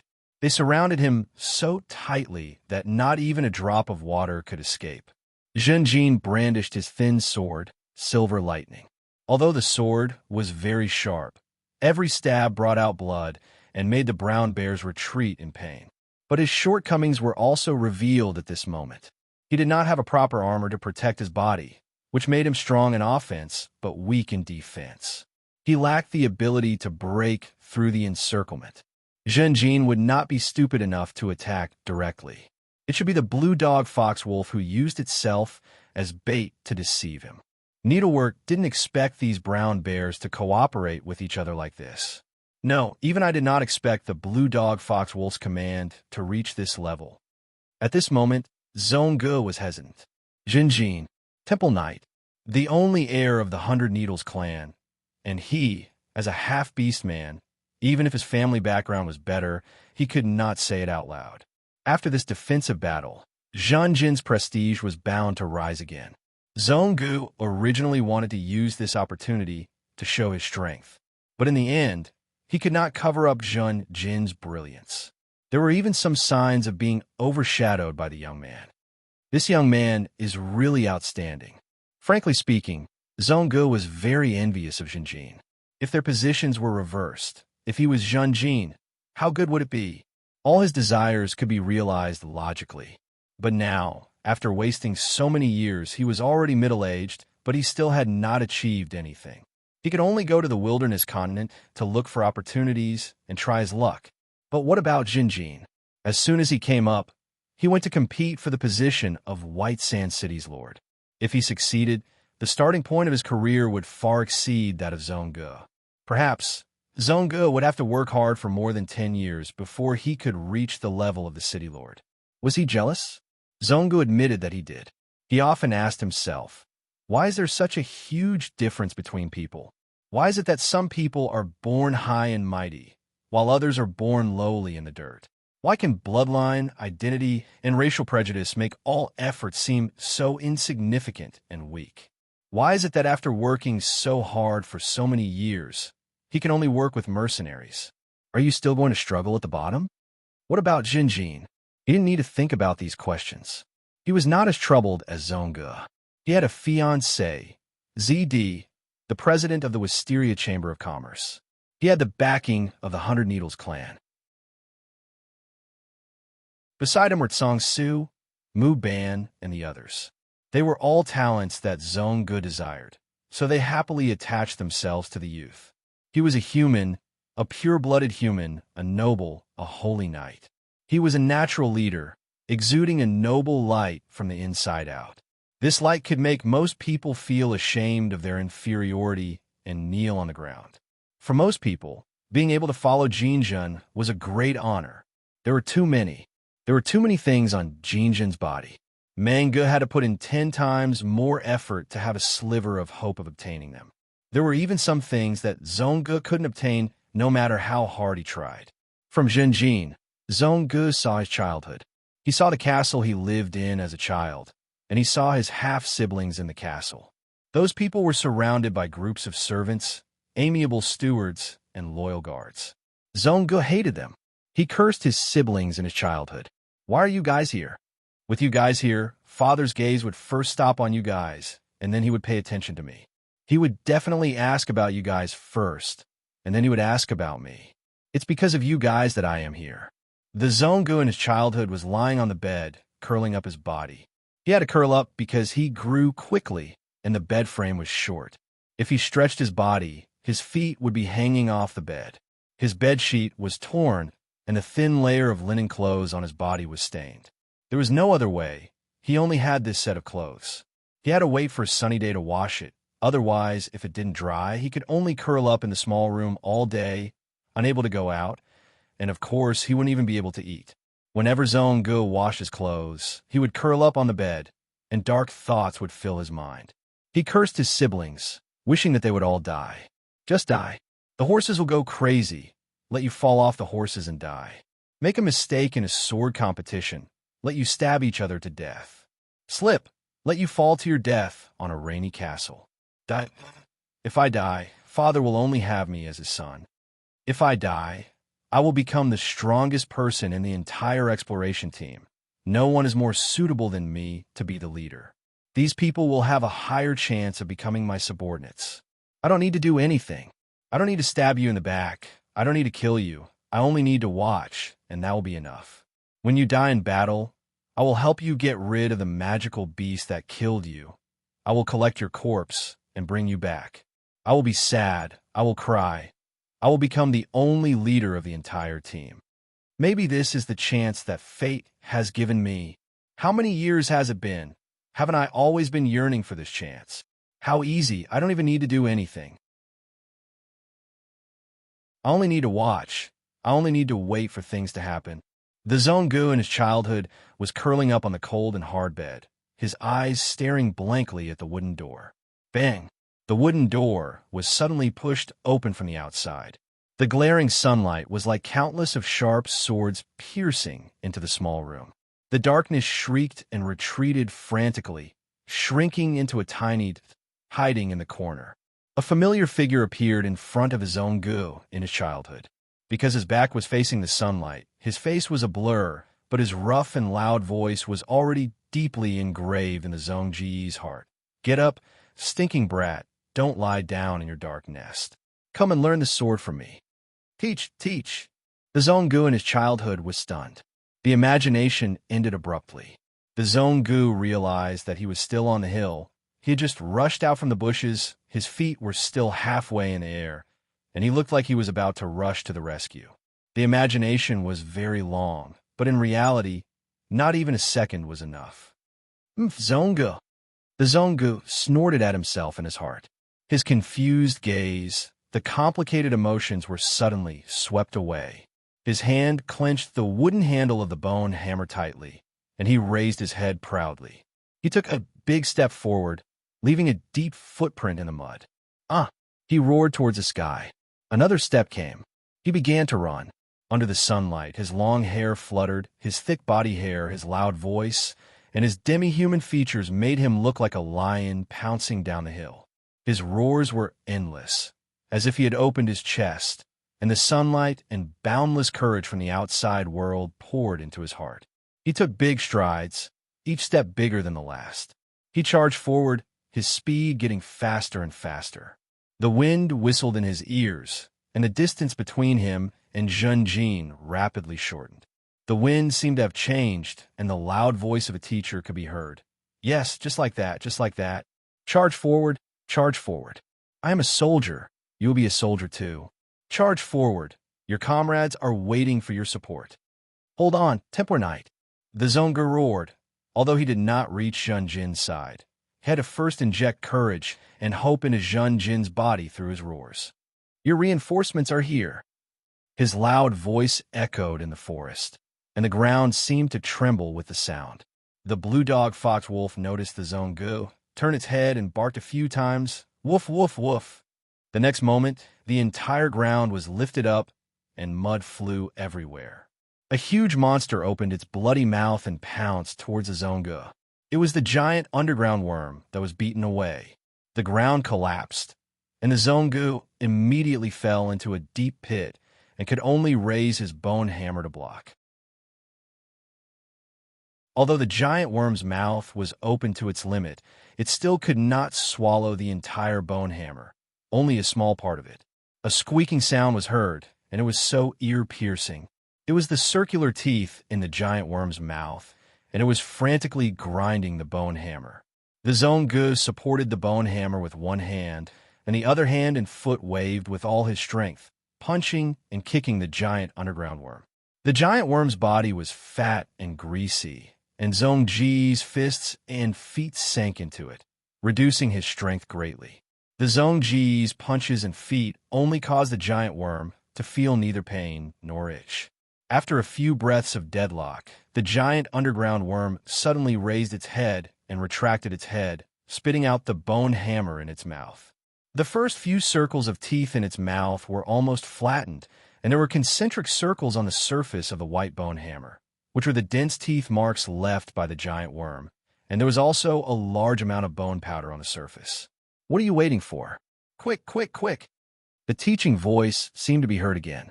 The Zongu snorted, stepped on the wall of the pit, and jumped up. Then he suddenly hammered down the giant worm, stepped on its body, and jumped out of the pit. I'm coming. The Zongu roared angrily again.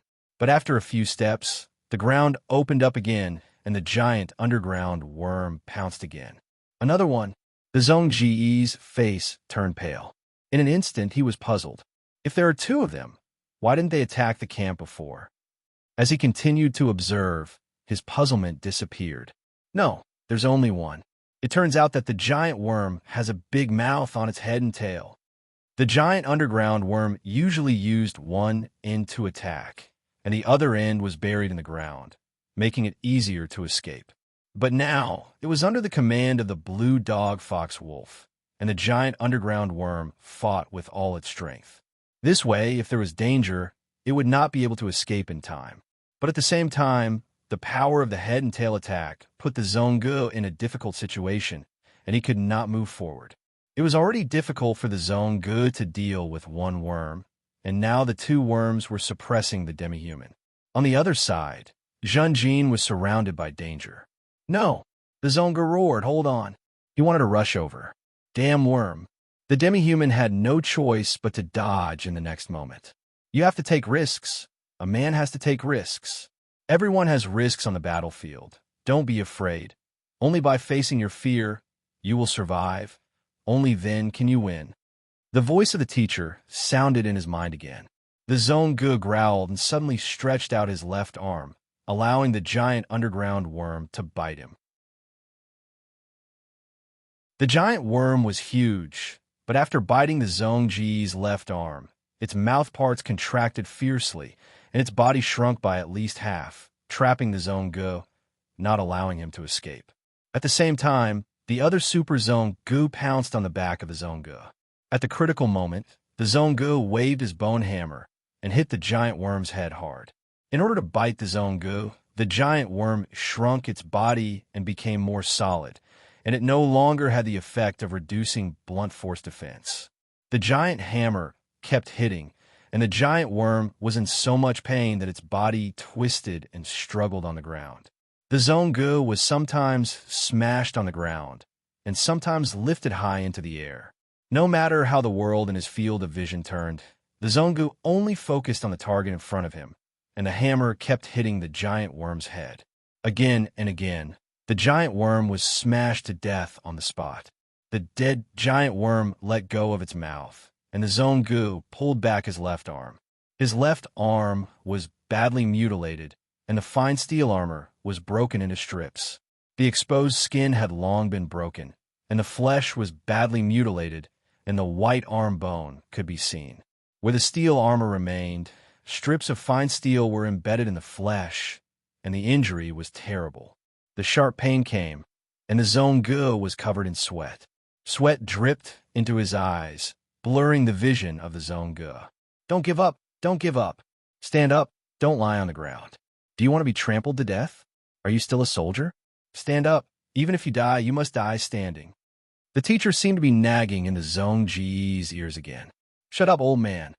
Stupid old man, Zongu retorted. He dragged his unconscious left arm, and also dragged the white bone hammer, and rushed towards the Jinjin. This time, there were no obstacles to stop him.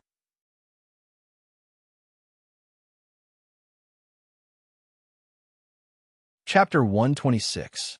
Roar. Two monkey-tail brown bears rushed toward Jin one after the other. Jin swung the silver lightning rapier in his hand, immediately bringing out a bead of blood.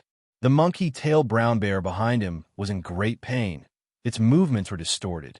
Jin retreated, avoiding the monkey-tailed brown bear in front of him. But perhaps because he couldn't see the back, or perhaps because the corner of his eye was blocked by the injured monkey-tail brown bear, he didn't notice that the other monkey-tail brown bear had come to fill the gap. When a monkey-tail brown bear came, Jin showed a surprised look, but he could only raise his sword to block. With a snap, his rapier was slapped away by the monkey-tail brown bear. Woof, woof, woof. Seeing this scene, the blue dog fox wolf excitedly barked. Without the silver lightning rapier, Jin's situation became more and more difficult.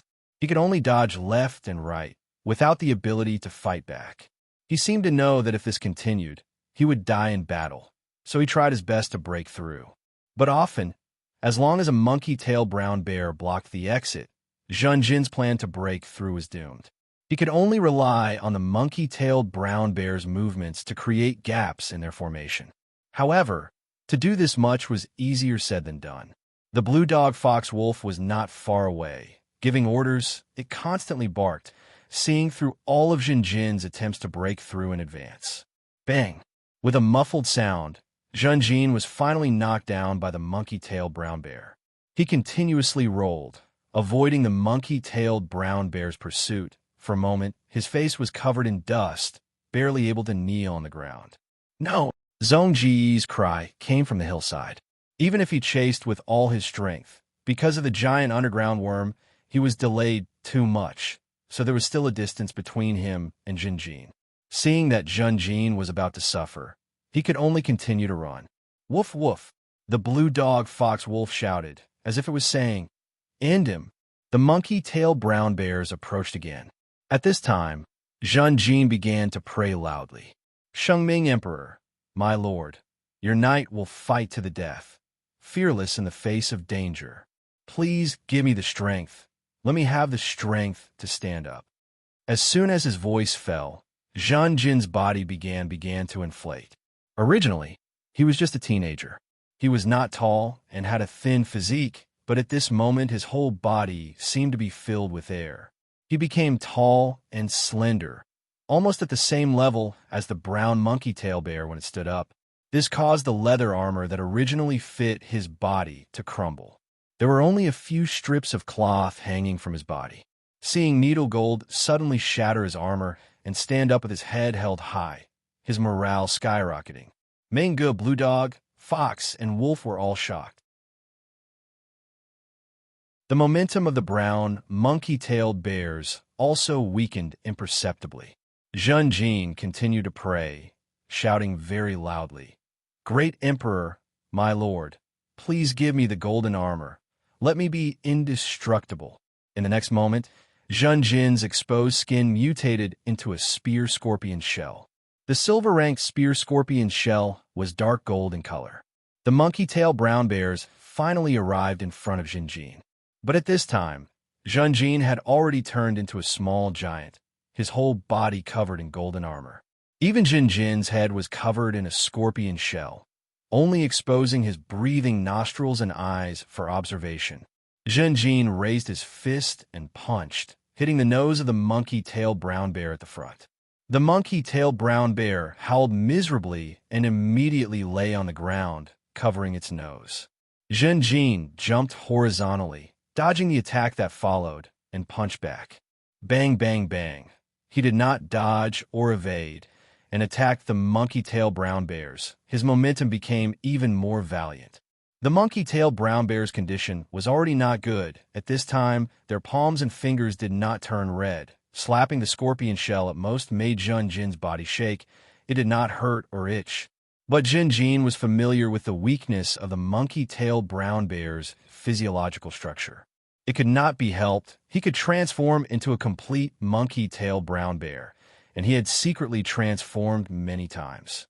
At this moment, the results of his hard work could be seen. Zhen Jin used a pair of iron fists to beat down the monkey-tail brown bears who had the upper hand just now. Zhen Jin took big strides, running towards the blue dog fox wolf. When the blue dog fox wolf saw the golden-armored giant rolling towards it, its whole face twisted, as if it was saying, "What the hell is this thing?" When the blue dog fox wolf reacted, its first thought was, "Run. Retreat first. Save yourself. The opponent is too strange. He actually became so strong, so terrifying. I'm a lone wolf. How can I be such a pervert's opponent? It's better to gather the magical beast army in the future and besiege him together. That's the right way to go."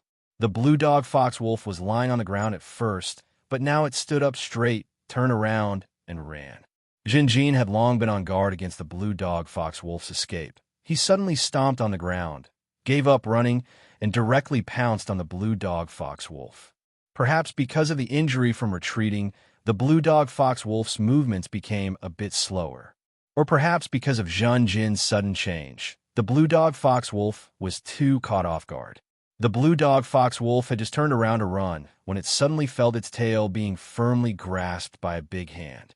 In the next moment, a huge and irresistible force came from its tail. The blue dog fox wolf showed a frightened expression, and its forelegs clawed at the ground. But the force behind it was so huge that the blue dog fox wolf left 4 long paw prints on the ground, and its whole body was inevitably dragged over. "Where do you think you're going?" Zhen Jin shouted in a low, muffled voice. The blue dog fox wolf crazily barked, and the monkey-tail brown bears received the order and immediately rushed over to help. Zhen Jin fiercely swung his arm and actually used the blue dog fox wolf in his hand as a weapon. In the next moment, the blue dog fox wolf's head drew an arc in the air and fiercely hit the monkey-tail brown bear's chest. The monkey-tail brown bear's charge immediately stopped, but the blue dog fox wolf's barking came to an abrupt stop due to the sharp pain, and a strong dizziness attacked its body and mind. Bang, bang, bang. Zhen Jin held the blue dog fox wolf in his hand and rushed into the group of bears and continuously hit the blue dog fox wolf fiercely. The pitiful blue dog fox wolf quickly spat out blood, and its skull and body bones were all broken. The monkey-tail brown bears wanted to save the blue dog fox wolf, but they seemed to have received its orders, and their attacks were restrained. The violent collision caused the blue dog, the fox, and the wolf to quickly faint. But Zhen Jin's attack continued. The monkey-tail brown bears were beaten until they covered their heads and fled like rats. Awoo! Suddenly, the blue dog fox wolf let out a mournful howl, and it was awakened by the sharp pain.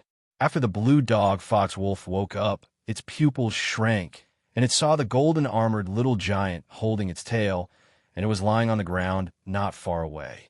Zhen Jin swung around wildly, and its tail was broken. But it didn't matter. In the next moment, Zhenjin stretched out his hands and grabbed the blue dog fox wolf's two hind legs. A wolf! The blue dog fox wolf screamed, as if it was shouting, "No, let me go." But the terrifying golden armored giant still dragged it over again.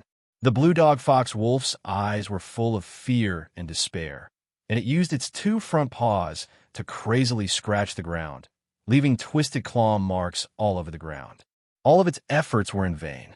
It was still swung up by Zhenjin and used as a weapon, dancing vigorously. Zhonggu slowly stopped his footsteps. All of this was too unbelievable. He had witnessed the whole thing with his own eyes, and only a part of the shocked, angry, and worried expression from before remained on his face. But then, when he saw the golden armored giant discover that the blue dog fox wolf in its hands had completely lost its life, it threw the wolf's corpse away and began to use its iron fists to fight with the monkey-tailed brown bears. The shock, anger, and worry on his face finally disappeared completely, and his eyelids twitched. When he slowly walked down the hill and arrived at the edge of the battlefield, the monkey-tailed brown bears beside Zhenjin were all lying on the ground, beaten to death by Zhenjin. Zhonggu subconsciously paused and stood in place, staring blankly at Zhenjin. It was as if he was asking himself in his heart, "What did I want to do when I ran over just now?" The armor on Zhenjin's body quickly dissipated, turning into carbon powder that scattered on the ground, and his entire body returned to its original youth form. Zhenjin also looked very confused. He looked down at his hands, surprised and curious. On the hill, a green head suddenly popped up. It was Sandao. On Sandao's shoulder was the unconscious Lan Zhao.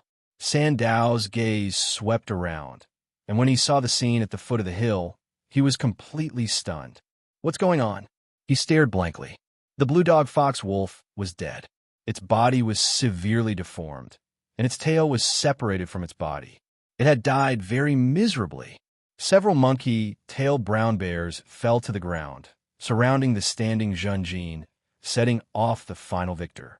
Zhenjin's body only had a few pieces of cloth left, and he was almost completely naked.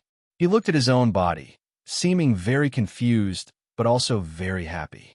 At the edge of the battlefield, Zhonggu was covered in blood, his left arm hanging, dragging the bone hammer, and his injuries looked very serious. At this moment, a soft sound rang out, and Zhonggu loosened the wooden handle in his hand, letting the bone hammer fall to the ground. He spat out a mouthful of turbid air and then sat on the ground. Cough, cough, cough. He coughed, spitting out blood, and finally spitting out a mouthful of blood. Only then did his breathing become smooth, and he slowly recovered. "If you don't need me to save you, you should have said so earlier." When Zhenjin heard Zhongji's complaints, he suddenly raised his head, as if he had been awakened. He looked at Zhonggu, and his gaze immediately focused on Zhongji's left arm, which was the most seriously injured. Feeling his gaze, Zhonggu grinned. "It's no big deal, just a small injury." His tone was mixed with indifference, but his gaze was very bright as he stared at Zhenjin. After a long while, the half-beast man opened his mouth, and with a strange, helpless, and slightly angry tone, he said, "Hey, Zhenjin kid, you're not a divine knight, are you?" "A divine knight?" Zhenjin raised his beautiful eyebrows. "I'm a divine knight? Am I? I'm not too sure." Zhenjin shook his head, looking very confused. "Hey, are the two of you okay?" Sandao's call came from the hillside. "Who can tell me what happened here?" Zhenjin looked at Zhonggu, and Zhonggu looked at Zhenjin, both of them silent. A cool breeze blew, and Zhenjin suddenly realized his current state. "Quick, Sandao, take off Lan Zhao's clothes and give them to me," Zhenjin shouted. Sandao's eyes widened. "I risked my life to bring my comrades here, just to give them clothes?" Sandao had no choice but to do as he was told. Zhenjin's current state was indeed unsightly. Speaking of which, he was really not used to taking off a man's clothes. "I often search corpses, so I have a lot of experience. It's my first time doing something like this," the goblin muttered, trying to dispel the awkwardness in his heart. What are you doing?" Lan Zhao woke up and saw the goblin taking off his clothes, and immediately shouted, I'm not dead yet. Also, if you want to search my body, why do you have to take off all my clothes? Shut up. It's your master who wants your clothes. Lord Jinjin, who are you trying to fool? If you don't believe me, look down the hill. Moss Master. Jinjin nodded slightly at Lan Zhao, his face already returning to its usual indifference. Go away. Lan Zhao slapped the goblin's hand away. I'll take it off myself. Who wants to help you? Sandao was so angry that he wanted to jump. Hey, why are you taking my scarf? At least let me have something. Lan Zhao's aura suddenly weakened. Sandao was furious. My scarf is around my neck. Where are you going to put it, you bastard? Sandao. Zonga finally spoke. Sandao.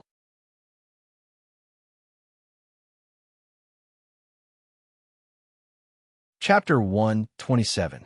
The chase was over. They had only killed one blue dog fox-wolf. Zongu, who was seriously injured, was still unwilling to give up, but his search was to no avail. Only Jinjin knew that there was only one left to begin with. When the divine power was poured into my eyes, I could see the target I wanted to see. I could even overlook the heavens and the earth and analyze the target's route. But when I just caught up to this blue dog fox-wolf, the divine power in my eyes was used up, and I no longer had the vision I had before. Jinjin gave the answer. Zongu and the others were helpless. Jinjin tried to pray in front of everyone again, but this time there was no response from the gods. Of course there was no response. Jinjin wanted to continue praying, but Zongu stopped him. Don't abuse your power. God's grace is not endless, Jinjin. The four of them cleaned up the battlefield and returned to the temporary camp with their spoils of war. Look, they're back, the sentinel in the bushes suddenly shouted. The temporary camp was jubilant, and a large group of people immediately walked out. Lord Jinjin and the others are back. Where are they? The forest blocked everyone's vision. The sentinel in the tree could see more clearly than everyone else. He shouted again, Wait, I see them. Lan Zhao is carrying a corpse. Oh my God, it's the blue dog fox wolf. The sentinel continued to shout. The crowd under the tree immediately cheered. Oh my God, they did it. They did it. They killed the main culprit.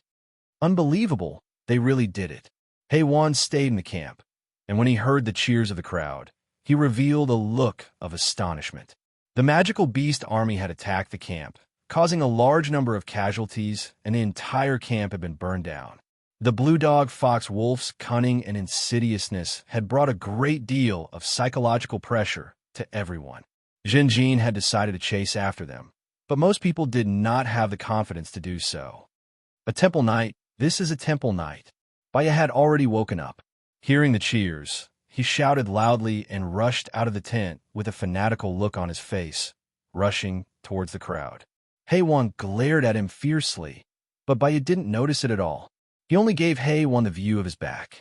Through the gaps between the trees, people saw Jinjin, Zongu, and the others. They all went up to greet them. Lord Zongu, someone called out in a low voice when they got closer.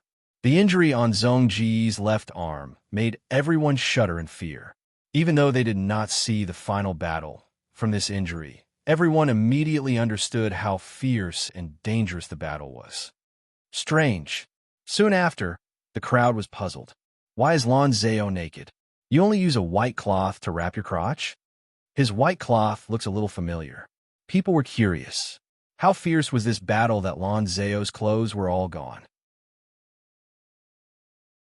Wait, Lord Jinjin seems to be wearing Lan Zhao's clothes. Where's Lord Jin's own armor? People were even more puzzled. Lord Sandao, I was wondering why Lan Zhao's white cloth looked so familiar. The former mercenaries waved and shouted at Sandao. Most of them were holding back their laughter. Sandao's face was dark the whole time. He did not have a white scarf to cover his huge bald head. Compared to this head, his normal neck looked thin and thin. This made him look very comical. No wonder he always wore a scarf. There was no other way. If he really dressed like this, it would damage his prestige as a mercenary group leader. Lord Jinjin, the young girl ZD, ran all the way to Jinjin. Her eyes were red, as if she wanted to throw herself into his arms, but in front of so many people, she stopped because she was too shy. I said I would come back. Zhenjin smiled at her. ZD nodded. Lord, I will treat your wounds. Zhenjin shook his head. My wounds have already been treated. They are not serious. This battle is a long story. I will tell you the details later. What I want most now is to sleep. ZD immediately nodded. Your tent is ready. Everyone made way for him. Everyone was very tired. Blue Dog Fox Wolf's magical beast army launched their attack at night.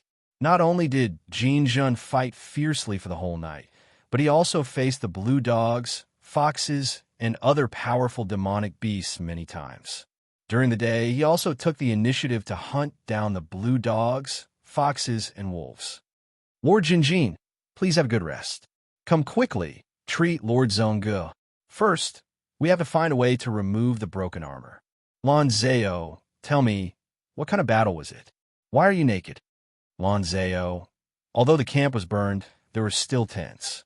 In fact, not only tents, but also food, water, and other supplies were taken out in advance and buried outside the camp. This was Tsang Su's suggestion. Don't put all your eggs in one basket. After entering the tent, ZD carefully checked Zhen Jin's body. After confirming that his injuries were not serious at all, ZD breathed a sigh of relief. She carefully and gently helped Zhen Jin clean his wounds, apply medicine, and bandage them. Lying on a newly made bed, Jin Jun soon fell into a deep sleep. He was really tired. In the first half of the night, he trained hard in the form of a monkey-tail brown bear. In the second half of the night, he warned everyone to protect the camp and face the magical beast army's attack. In the burning central wooden house, he finally found an opportunity to kill a blue dog, a fox, and a wolf. The camp burned down, and the day came. Jin Jin encouraged Zhongge and the others to hunt down the remaining blue dog fox wolf. This was not as simple as a hunt. Jin Jin also used the blue dog fox wolf and several monkey-tail brown bears to direct a big show in front of Zhongge. Zhen Jin was not only physically tired, but also mentally tired. He slept all the way until night fell. Zhen Jin slowly opened his eyes. Through the gaps in the tent, he saw the flickering flames of the campfire and heard people eating dinner and talking. So, Sir and the others only killed one blue dog fox wolf? The shipwright asked. Yes, only one. The one who answered seemed to be Muban. The shipwright sighed. Then, won't we still be in big trouble? When this blue dog fox wolf replenishes its forces, the magical beast army will attack again. It might even summon more blue dog fox wolf. There's no other way. Sir and the others have already done their best. Didn't you see the injuries on Zhongji's body? Muban also sighed with worry. Sorry. Jin Jin apologized in his heart. In reality, the two blue dog fox wolf were already dead, but Jin Jin did not know how to explain it. However, leaving the illusion that one was still alive would allow everyone to remain vigilant and maintain a sense of danger. This was actually not a bad thing. Muban and the shipwright were closer to Zhen Jin's tent, so they could not hear the others' conversation. This was not a problem for Jin Jin. After these nights of almost non-stop training, Zhen Jin's grasp of the heart core had deepened. In the next moment, his ears mutated and became the ears of a bat monkey. However, the ingenious point was that Zhen Jin's outer ear was still in human shape, but the structure of his inner ear had secretly changed. In fact, changing only this point was very dangerous. Zhen Jin's other body structure was still in human shape, so a sudden increase in hearing would make it difficult for the human nerves to accept. However, the heart core used magic energy to bear the burden of the contradictions between the structure of life. This allowed the golden needle to receive more sounds, and at the same time, to maintain his own safety, he continued to listen quietly. Soon, he heard Baya asking Tsang Su for advice. What is a divine night? Baya asked. The young man was very curious about everything related to nights. Tsang Su slowly explained. The so-called divine night means that they are deeply favored by God. The Lord Jinjin is a holy knight, and he believes in the Shengming Emperor. Does that mean that he is deeply favored by the Shengming Emperor? Bai continued to ask. Of course. Song Su's answer was resolute and decisive. You personally experienced the battle last night, and you also saw that the Lord Jinjin responded to every prayer. You also heard the retelling of Sandao and Lan Zhao. When the Lord Jinjin was faced with a desperate situation, the Shengming Emperor immediately helped him, allowing him to turn defeat into victory. This situation is very rare. God watches every believer, but his response is actually very little. However, almost every prayer of the Lord Jinjin received an immediate response from the Shengming Emperor almost every time. The great emperor has repeatedly stepped in to help his believers. His knights have granted almost every request. If this is not the divine knight, then what can be considered the divine knight? The Lord Jinjin is the divine knight. Song Su concluded with a very certain tone. Baya had a look of yearning and worship and whispered softly, "The Lord Jinjin is a holy knight, and he is also the divine knight." Divine knight, now that I think about it, it's actually not that strange. Song Su stroked his beard. Seeing that he had attracted the attention of even more people, he said with assurance, "The Lord Jinjin himself is an extremely outstanding cultivator, and his talent is very outstanding. He has a noble bloodline, and he is a holy knight, and he has dedicated all his faith to the Shengming Emperor. These already make him 1 in a million, but what's even more precious is that he has always adhered to the way of the knights, helping the weak, punishing the evil, promoting the good, and taking care of the weak. Even if he has to sacrifice himself, he doesn't violate the principles of the holy knights. He is brave and fearless, fair and just, willing to accept anyone and see everyone as his companions. From this, you can see his broad mind, as well as his compassionate and benevolent nature. Isn't it natural for such a person to receive the divine knight's favor?" Hearing Song Su's analysis, the audience subconsciously nodded, expressing their approval. Song Su said with a myriad of emotions, "Perhaps the shipwreck and being reduced to this island was the Lord Jinjin's opportunity. On this island, the Lord Jinjin is fearless in the face of danger, always looking at the big picture, fighting bravely, and often risking his own life to save others. These were all noticed by the divine knight, so he sent down a strong divine knight. The Lord Jinjin is definitely worthy of this." Analyzing it further, although the divine knight's will is unpredictable, the Shengming Emperor is a living divine knight, the ruler of the empire. He sent many holy knights into the wilderness continent to compete for the position of city lord. The war between the humans and the beast men will definitely happen, and these holy knights will become the vanguard and cornerstone of the war. The Shengming Emperor will definitely not be stingy with his favor for the holy knights who have performed well. The Lord Jinjin might have stood out in advance because of the shipwreck, becoming one of the believers that the Shengming Emperor pays attention to the most. I have a feeling that he will definitely become a dazzling new star in the war between the humans and the beastmen. A magnificent war, a war between races, will definitely produce a hero of the human race. And the Empire and even the Divine Knight need a new hero of the human race. Everyone, perhaps we are witnessing the birth and rise of a hero, a great figure who will leave his name in history. What honor this is! Everyone was stunned for a moment. Only the night wind bypassed the bonfire and shuttled through the temporary camp. The Lord Jinjin has come out, Baya suddenly shouted. Jinjin opened the tent's curtain and heard Song Su's analysis. As the person involved, Jinjin felt his face heat up. Everyone's gaze turned to Jinjin. Jinjin could only nod and smile at everyone. What a perfect smile! It was not as perfunctory and arrogant as a simple noble smile. It was like the sun, like the rain. It was close to the people. It was warm. It was elegant and calm. Everyone's eyes gradually lit up. Jinjin, Jinjin, Jinjin.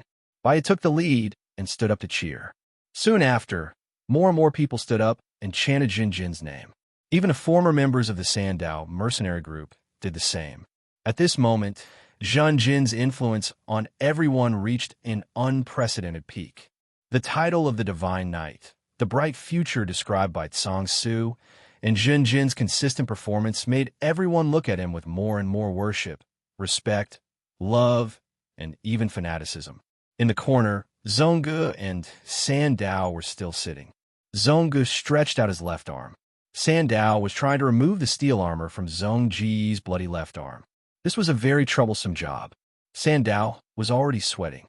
Hearing the cheers about Jinjin, Zhongge could not help but feel disappointed even though he was mentally prepared. Jin's power had been established, and Zhongge had lost the courage to challenge him.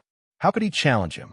The image of Jin's golden armor, after praying, was deeply engraved in Zhongji's heart. Zhongge silently looked at the bonfire in front of him. The flames danced in the orc's eyes. He seemed to have seen his past. The battle was over. He sat under a big tree. The sun shone through the gaps in the leaves and sprinkled on his armor. He silently used a cloth to wipe his armor. Not far away, the voices of the generals competing for rewards could be heard.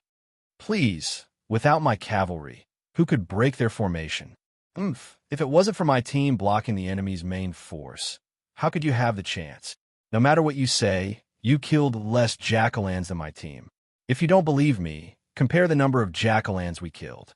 Haha, you killed more jack-o'-lanterns than we did. But so what? Our general tree will always kill the most enemies. Do you want to compare yourself with him? He is the general tree, a genius with lofty ambitions who wants to be a general. How can we, mere mortals, compare to him? I still want to fight for some credit that I deserve. That's the reality. The general tree that the generals were talking about was naturally Zhongge. After every battle, he always sat alone under the tree, quietly wiping his armor. He remained silent and never fought for credit, because he knew that he could not win even if he argued. He had experienced more. Every time he fought, his credit would be reduced, or some of it would be claimed by others. Who asked him to be an orc? No human general would take the initiative to talk to him. He could only be alone. He would always be alone. The pain came. Zhongge gently sucked in a breath of cold air, interrupting his memories. Sorry, sir, this thing is too difficult to deal with. Sandao apologized. He had just wanted to break a piece of the armor, but he did not expect that he would use too much force and could not hold back. Instead, he hit Zhongji's wound.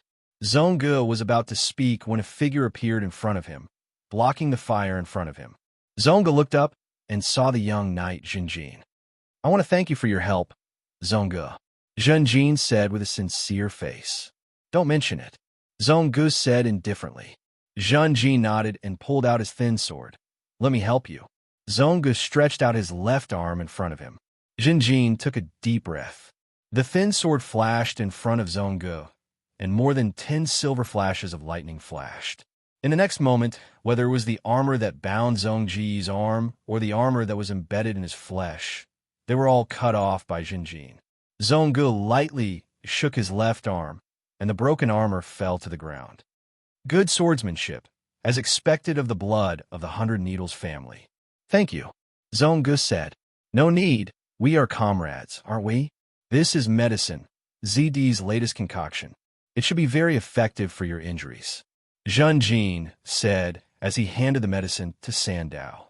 Comrades, Zhongji's heart echoed with this word. Jinjin suddenly raised his voice. This time, without your help, I would not have been able to kill them. In fact, without you, Zhongge, holding back and killing so many silver magic beasts, I would not have been able to achieve this result. The whole camp quieted down again, and everyone's eyes focused on Jinjin. Jinjin's voice spread throughout the camp. So, not only my name, we also have to cheer for Zhongge, Sandao, Lanzeo, and our brave warriors. Zhongge, Jinjin said as he raised his arms, looked around, and took the lead in shouting. Zhongge, Zhongge, Zhongge. Everyone was shocked, and they all raised their arms and shouted in unison. Jinjin shouted again. Sandao, Sandao, Sandao, Sandao. Whether it was Zhongge or Sandao, they all stared at the blonde youth in front of them. Jinjin shouted again. Lanzeo, Lanzeo, Lanzeo, Lanzeo. Everyone's emotions were raised to the peak. Lan Zhao pursed his lips tightly, and his body was trembling slightly. Bai was in high spirits, and he kept patting Lan Zhao's shoulder.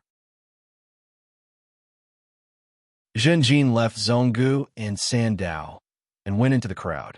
He raised his arms again and shouted the other people's names, causing waves of cheers.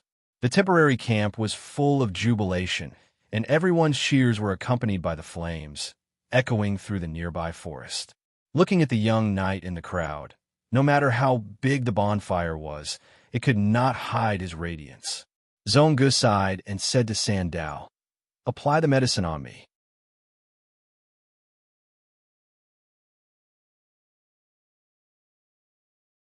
Chapter 128. The inside of the tent was filled with a strong smell of blood. The blue dog fox wolf had already been dissected, and its terrible injuries were completely displayed in front of everyone's eyes. Its skull was shattered, and there was almost no part of its body that was not fractured. Its internal organs, because of the lack of protection from the bones, were mostly crushed by external forces. Because Zhenjin used it as a weapon, constantly swinging it and hitting the brown monkey-tail bear, its muscles were also smashed, and its muscles and fibers were not well organized. Its tail was also brought back and placed at a distance from its buttocks. This was probably the closest it was to its original position after its tail was broken by Zhenjin. How tragic! Almost everyone who saw the wolf's corpse had this thought. Then, everyone looked at Zhenjin with curiosity and a trace of strangeness. Even though they had learned of the battle from Mangu, they really couldn't imagine that a golden-haired youth with a smile on his face, a thin figure, and a slender sword in his hand would turn into a golden-armored man comparable to Mangu, swinging the blue dogs, foxes, and wolves around like heavy weapons. Feeling their gaze, Zhenjin said to Tsang Su, "Old scholar, let's get to the point." "Yes, my lord." Tsang Su nodded and stretched out his hand to the wolf's corpse on the wooden table. "Everyone can see this is a genuine silver magical beast. Although it is broken, but from its fur, muscles, and bones, it can be seen that it has terrifying strength, speed, and good defense. Its headspace is much larger than that of a normal wolf, dog, or fox. Although its brain is a mess, we can still barely distinguish the cerebrum, cerebellum, brainstem, and diencephalon. These form major parts. The key is here, its frontal lobe is very developed, which is extremely rare among beasts. There is no such wolf-type magical beast in nature. It must be the creation of the island master. The structure of its brain is very similar to the human brain. This may be the key reason why its intelligence is comparable to a human's. Then, where did its strange fragrance come from? Zhenjin asked. This was the question he was most concerned about. "Everyone, please look here." Tsang Su pointed at the blue dog fox wolf's buttocks. There was an obvious sac-like object in the dissected area. This is a sac-shaped perfume gland. It's located at the back of the blue dog fox wolf's abdomen, near the tail and above the genitals. The strange fragrance of the blue dog fox wolf is emitted by it. In essence, it's no different from the acid green lizard's poison gland pouch. We call it a biological perfume pouch. Tsang Su said this kind of biological structure actually exists in many animals. "I know that," Ziti interjected, which was rare of her. "Musk deer, fragrant cats, and fragrant mice all have such biological sachets." Tsang Su smiled and nodded. "That's right. The master of the island gave this structure to the blue dog fox wolf, and at the same time gave it a tail similar to a fox's. Look at its tail. Although it's also been damaged, it can be inferred that under normal conditions, its tail is very fluffy and flexible. When the blue dog fox wolf wants to emit its strange fragrance, it will use the muscles around the perfume pouch. It's here. These muscles are tightly distributed, and their structure is obviously different from the surrounding area. Once used, the muscles will squeeze the perfume pouch, causing the perfume to gush out from the sac gland. The perfume won't be excreted from the anus or urethra. Everyone, the next part is the subtlety." Tsang Su raised his eyebrows at this point. and his tone became more excited than before. The perfume will flow into the blue dog fox wolf's tail. Look at the bones of its tail. They're hollow, similar to the bones of a bird.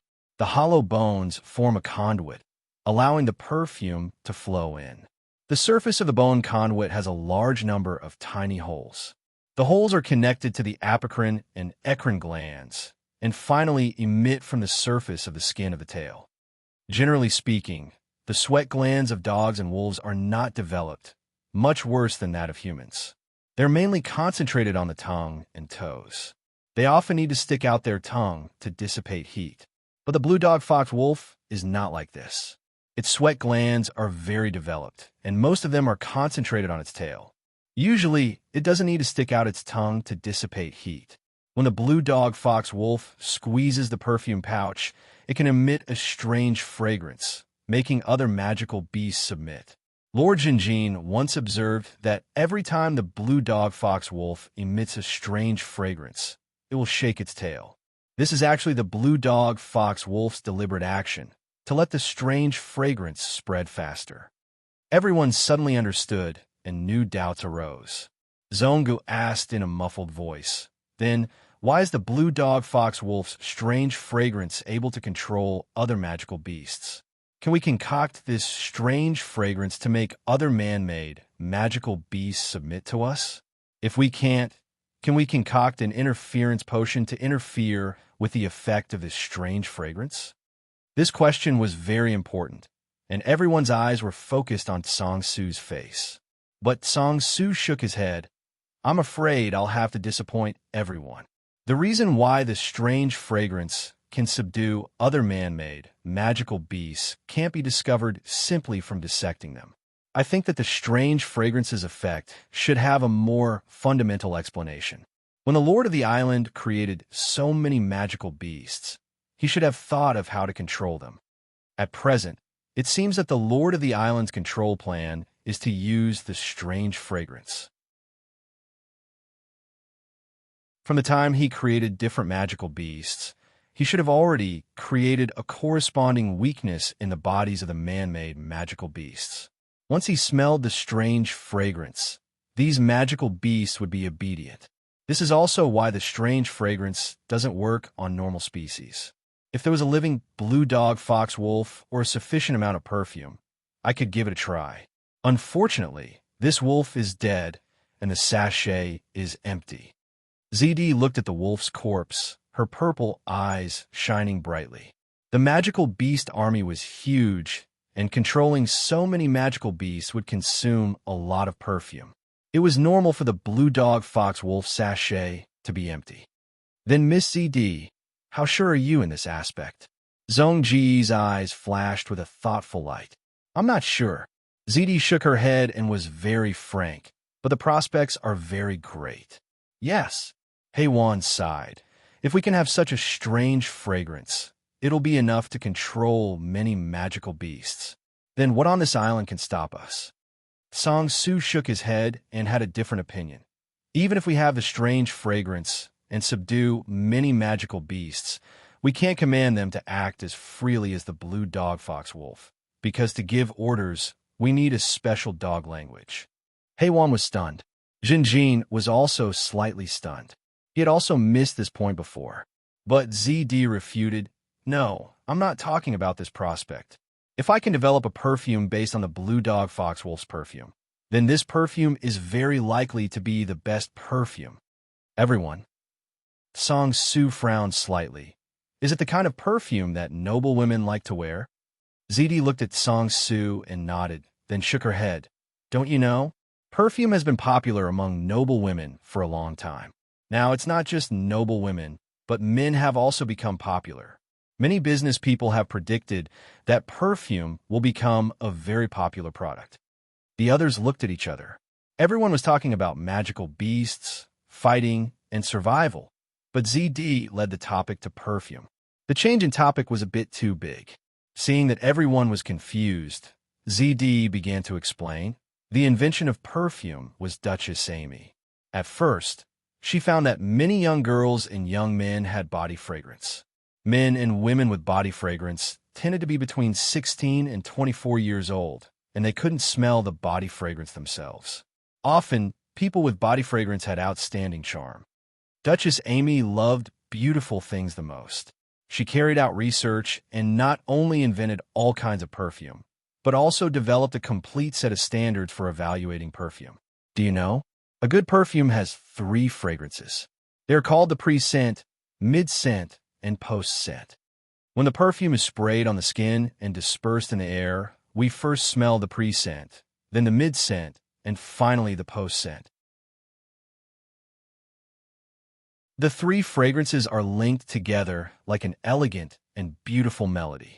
Currently, the types of perfumes are citrus-scented, natural-scented, single floral, potpourri, aldehyde-scented, plain heart orchid, oriental, full-scented, wood-scented, grass-scented, and leather tobacco. Everyone was puzzled by his words. ZD pointed at the wolf's corpse and became more excited. But smell it. The Blue Dog Fox Wolf's fragrance is very unique. It doesn't belong to any of the fragrances that have been discovered, but it smells very good. It's like a snow lotus in an iceberg, ethereal, pure, mysterious, and elegant. The hardness of the glacier and the softness of the petals, the cruelty of the frost and the vitality of the snow lotus. It's a contrast, but it's a wonderful harmony. If it was smeared on human skin, it would make a woman feel noble and delicate, while a man would make a woman feel tough and fleshy. Let's not talk about the effect of subduing magical beasts for now. I'm sure that it's the best fragrance. Everyone was speechless. The cyanobacteria sniffed and wondered, why do I only smell blood? Everyone felt the same. Zongu said, there are still some remnants of the fragrance. Beastmen's noses were not the same as humans. They were more sensitive. But is it really that good? Zongu looked doubtful. The tough guys in the army knew nothing about perfumes. ZD nodded with certainty. Among all the potions, I've studied perfumes the most. I've spent the most time and energy on perfumes. I can't smell it wrong. Do you know what this means? Money. Wealth. Endless wealth. When ZD said this, her amethyst eyes flashed, making everyone feel as if there were gold coins shining in her eyes. Looking at ZD, who was in a state of excitement, everyone was speechless. Jinjin was no stranger to ZD like this. After all, he had explored and survived with ZD, so he had a deeper understanding of her temperament. It seems that the psychological trauma that the Blue Dog Fox Wolf left on you is no longer there. The young knight teased his fiancée. ZD stared at Jinjin with shining eyes. Catch it. You must catch it alive. Let me try to make the perfume. With it, we'll be rich.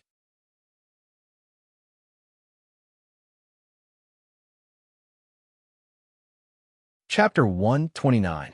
Don't you think it's too far away to think about making perfume? Haewon looked at the excited ZD and his mouth twitched.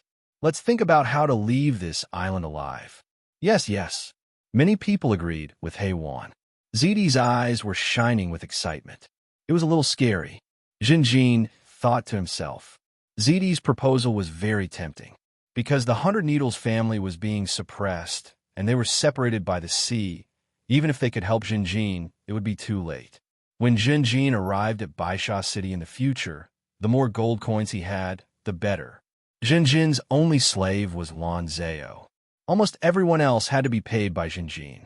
If he became the Baisha City Lord, then the startup and operation of a new city would require a large amount of investment. It was not advisable to rely on the family. It would be best if Jinjin could be self-sufficient and even give back to the family. Unlike everyone's worries, Jinjin knew more about the truth. I have a core. The longer I live, the stronger I will be. Currently, the main threat on the island is from demonic beasts.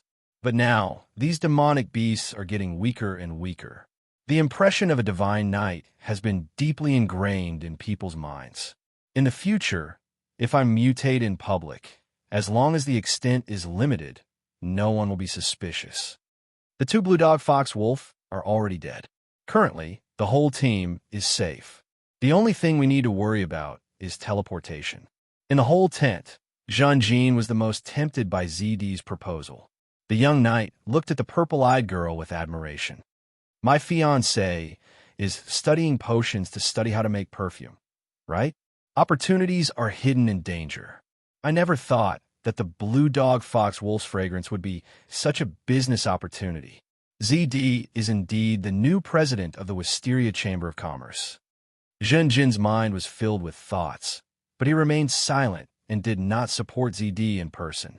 ZD saw that no one supported her, so she immediately said, "Then let's not worry about making money or selling popular products. For our survival, I think it's necessary to catch a blue dog, a fox, or a wolf alive. As long as I develop a corresponding potion based on the fragrance, I can subdue other magical beasts or destroy the effects of the blue dog fox wolf's fragrance. It will be extremely helpful for us to leave this island." Everyone was speechless. If ZD hadn't said those words earlier, they would definitely have agreed. But now, everyone understood ZD's true intentions. Song Su coughed. "As far as I know, all high-grade perfumes are magic potions. The cost of making them was very high. They required alchemists, apothecaries, and even mage towers as workshops. The cost of storing and transporting the perfume is also very high, and the target market is limited to nobles and other upper class." ZD immediately replied, "This is a magic potion." She pointed at the wolf's corpse. "Do you think it's an ordinary fragrance? An ordinary fragrance can affect silver magical beasts. More than one. The blue dog fox wolf's magic power should be very abundant, much more than other silver magical beasts. It's because of the magic power in its body that it can make such a fragrance. Wait, the blue dog fox wolf doesn't have a magic crystal in its body, right? It can't balance the magic power in its body." Someone immediately refuted. ZD shook her head. "It's not actively participating, but passively participating. It's like a magic material, and the degree of utilization is very shallow. For example, Zhongji's white bone giant hammer and the spider blade used by Lord Jinjin. So, it's not pure magic that participates in making the fragrance, but some kind of material that contains magic power. For example, the blood of the blue dog fox wolf, or the water in its body. Lord Jinjin once brought back a piece of information that the blue dog fox wolf killed a silver-level flying squirrel leader and ate it. I found it very strange at the time. Now that I think about it, the blue dog fox wolf probably needs to replenish its magic power in order to make more fragrance in its body.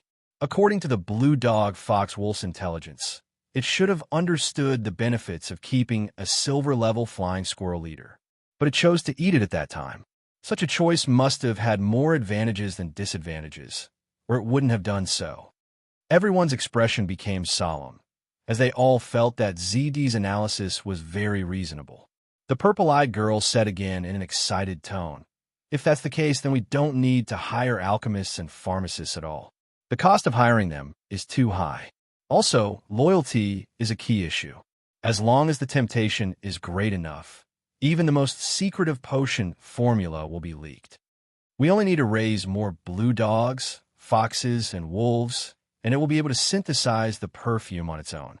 We can even collect the fragrance directly and sell it directly, or just add some alcohol. Well, the cost of feeding it may be higher, but as long as it eats the meat of demon beasts, the blue dog fox wolf will produce the fragrance. After comprehensive calculation, our cost is much lower than normal perfume production. As a raw material for perfume, the cost of transportation and purchase is very high. But as long as we shift the blue dog fox wolf herd, we can control the source of the fragrance and achieve a monopoly on the perfume. A monopoly will make business easier, and the price of the fragrance will almost be set by us. The huge profit margin will also allow us to take the high-end route and make it into a luxury product. We can also take the middle route and make the corresponding soaps and body wash into the corresponding products and distribute them in large quantities.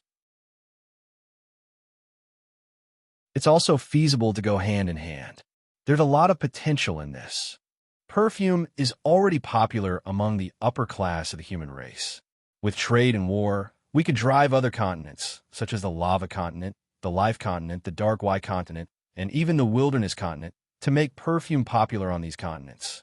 The market for perfume is very vast. ZD spoke frankly. Everyone was stunned. Why did the topic change back?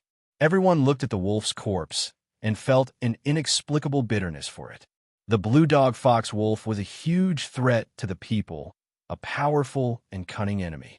Jinjin, Zhonggu, and other heroic figures had to go through a lot to kill it.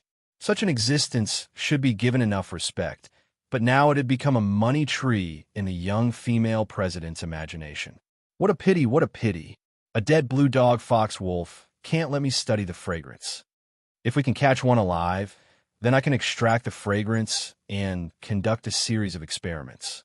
Wait, master, isn't there still one alive? ZD's eyes shone. Everyone's mood was a bit strange. After listening to ZD's analysis, it seemed that keeping a blue dog fox wolf was a good thing. No, that one has already been converted by me. Zhang secretly shook his head. He opened his mouth and said, "The magical beast army is very powerful. To deal with a large number of magical beasts at the same time to capture their commander alive in battle. This is very difficult. At present, survival is the most important thing. Only by surviving can everything be done." Zhang Jin's words made everyone nod. At the same time, they were relieved. Everyone somewhat understood ZD's nature. At this moment, they all felt that the young knight was more reliable. If this wolf's corpse is not too valuable, I want to use it as a sacrifice to my lord, the great Shengming Emperor. Zhang Jin said again. The atmosphere in the tent immediately became solemn. Of course, after reacting, Song Su was the first to answer. Zhang Jin looked at Zhonggu, who immediately smiled and said, "Paladin, this was originally your trophy." Although ZD wanted to cut the wolf's corpse into thousands of pieces and make it into potion materials, at this moment, she did not hesitate to support Jinjin. We were able to survive and win. Thanks to the Shengming Emperor's protection, we should indeed sacrifice to him. Heiwan even suggested, we should build an altar and then hold a ceremony. Unfortunately, there is no priest to preside over it. This was the world of the gods. Even if one did not believe in a god, they would still respect him or her. Sacrificial activities were very common, even frequent. In the human race, the orcs, the murlocs, and other races, there were a large number of ceremonies for the gods, most of which had become the traditional festivals of their races. There were many considerations about the offerings to the gods. Oftentimes, specific gods would prefer different offerings. The main god of the drows, the spider god, liked to arrange trials. If the trials were successful, the corpses of other races would be the best offerings. The Grand Duke of the human race was also a living god. His believers would offer the first harvest of rice as a sacrifice to his altar. Offerings were not limited to material things. For example, the Grand Duke of Allah was the most powerful mage of the human race and also one of the living gods. His believers would often be rewarded and even favored by him when they offered new research successes to him. Offerings could also be just some kind of behavior. For example, the orc tribes would often launch wars against other tribes during the ceremonies of the god of war. Whether they won or lost, it was the best sacrifice to the god of war. For the Shengming Emperor, he was the god of wisdom, the god of light, and the god of victory. His believers would, after an individual or a legion had won a great victory, use their battle achievements as offerings, build exquisite altars, or hold a grand ceremony in the magnificent temple to praise the Shengming Emperor wholeheartedly.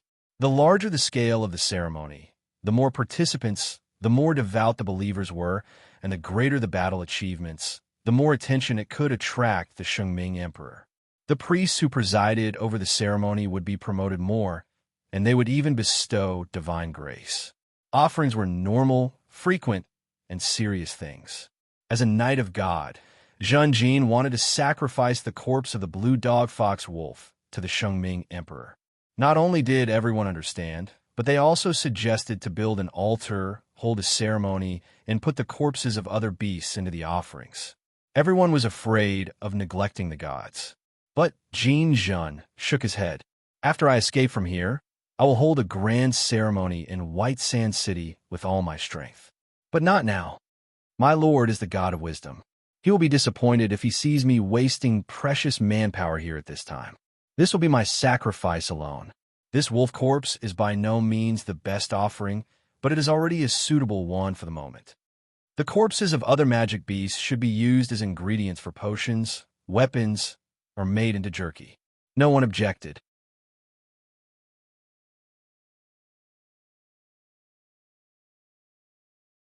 Chapter 130. This forest is a bit unusual. A half-elf mercenary paused slightly. He looked at the forest in front of him cautiously and found that the forest gave off a decaying aura.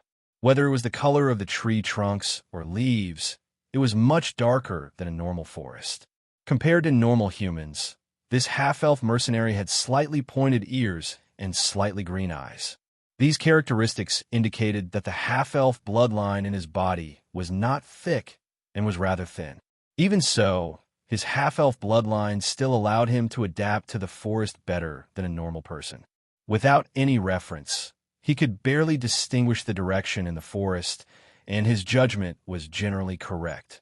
The exploration team had appointed him to scout ahead and make the best use of him. Could this be? The half-elf's expression gradually became serious as he thought of the information regarding the blade spiders. This information had been passed to everyone in order to increase their chances of survival on this island. The half-elf carefully lowered his speed to the minimum and gradually went deeper into the dark forest. After a while, he returned to his original position with a body full of cold sweat. Confirmed. There's a large group of blade spiders resting in front. The half-elf quickly reported this important information to the large group behind him. Are there spider webs? The shipwright asked excitedly. The half-elf shook his head. The shipwright sighed. According to the information, the blade spider's webs are sticky and tough. It is very likely to be a good material for making sails or even gluing wood. Don't worry, we will get it. Zhenjin smiled. It's almost evening. Stop moving forward and set up camp here. Next, we need to get rid of this group of spiders. Yes, sir. Everyone accepted the order. Since the camp was burned down, everyone rested for a few days.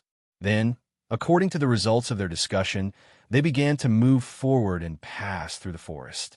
In the eyes of most people, there was still a blue dog fox wolf alive. There was not much meaning in staying in the same place.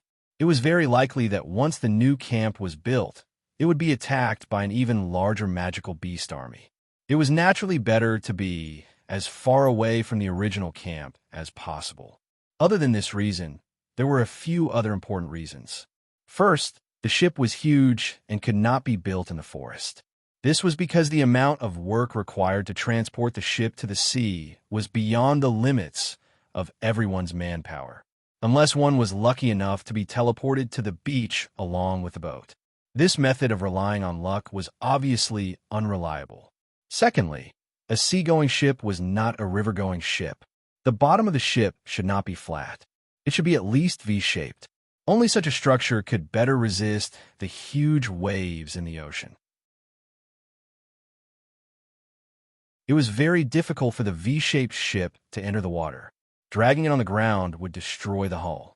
Therefore, everyone needed at least a dock, and a dock naturally had to be built near the water. Thirdly, the amount of work required to build a ship was huge. The more manpower needed, the better. When the team returned to the beach and merged with the remaining survivors, they would have the largest labor force. At the same time, according to the number of people left, they could determine the size of the ship to be built. If the construction was too big, there was no need to do so. It would be a waste of time, manpower, and risk. If the construction was too small, they would have to abandon some people and leave them on the island. This was something that Zhenjin did not want to see. Zhenjin's order was quickly passed down. The team stopped moving forward, and everyone began to get busy in an orderly manner. Song Su was responsible for the overall planning.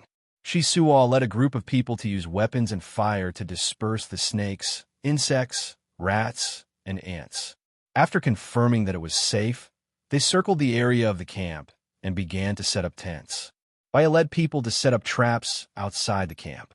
Hei Wan and the others received the medicine that ZD distributed and began to sprinkle it in the camp and the tents that were set up. Muban lay on the ground and checked the trailers. These trailers were all designed and built by him.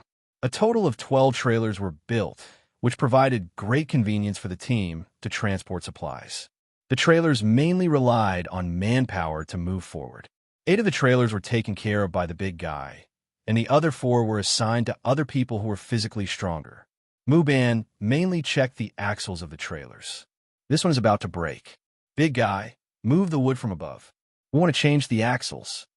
Muban shouted to the big guy. The big guy sat on the ground, his body covered in sweat. He glanced at the short Muban beside him, then moved his eyes away. Muban helplessly shook his head and shouted to the shipwright not far away. Hurry up and tell me about your son. How many times do I have to say he's not my son? The shipwright immediately retorted and then raised his voice. Hurry, move the wood from the trailers. Yes, father. The big guy immediately stood up, dragging his tired body.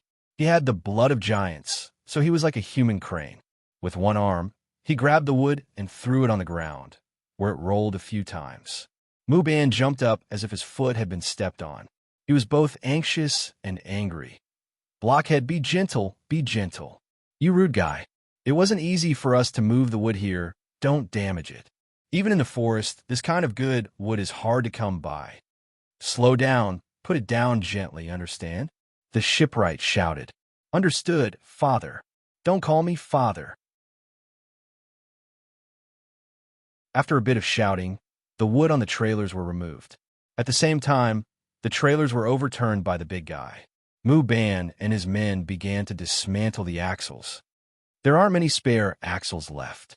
If we stay here for a long time, we can seize the opportunity to make some more. Muban planned in his mind. Most of the tents had been set up, but not everyone had a tent. The number of tents was still quite limited. It wasn't uncommon for several people to squeeze into a small tent. Of course, Zhanjin's tent was the largest and was often the first to be set up. The sky was filled with the glow of sunset. Smoke began to rise from the top window of ZD's tent. The smoke carried a strange smell. This was ZD using medicine to dissolve the ores and extract the iron inside. Speaking of which, when the team left the original location of the camp, Zhanjin specially led a small team to find a large amount of ores in the cave.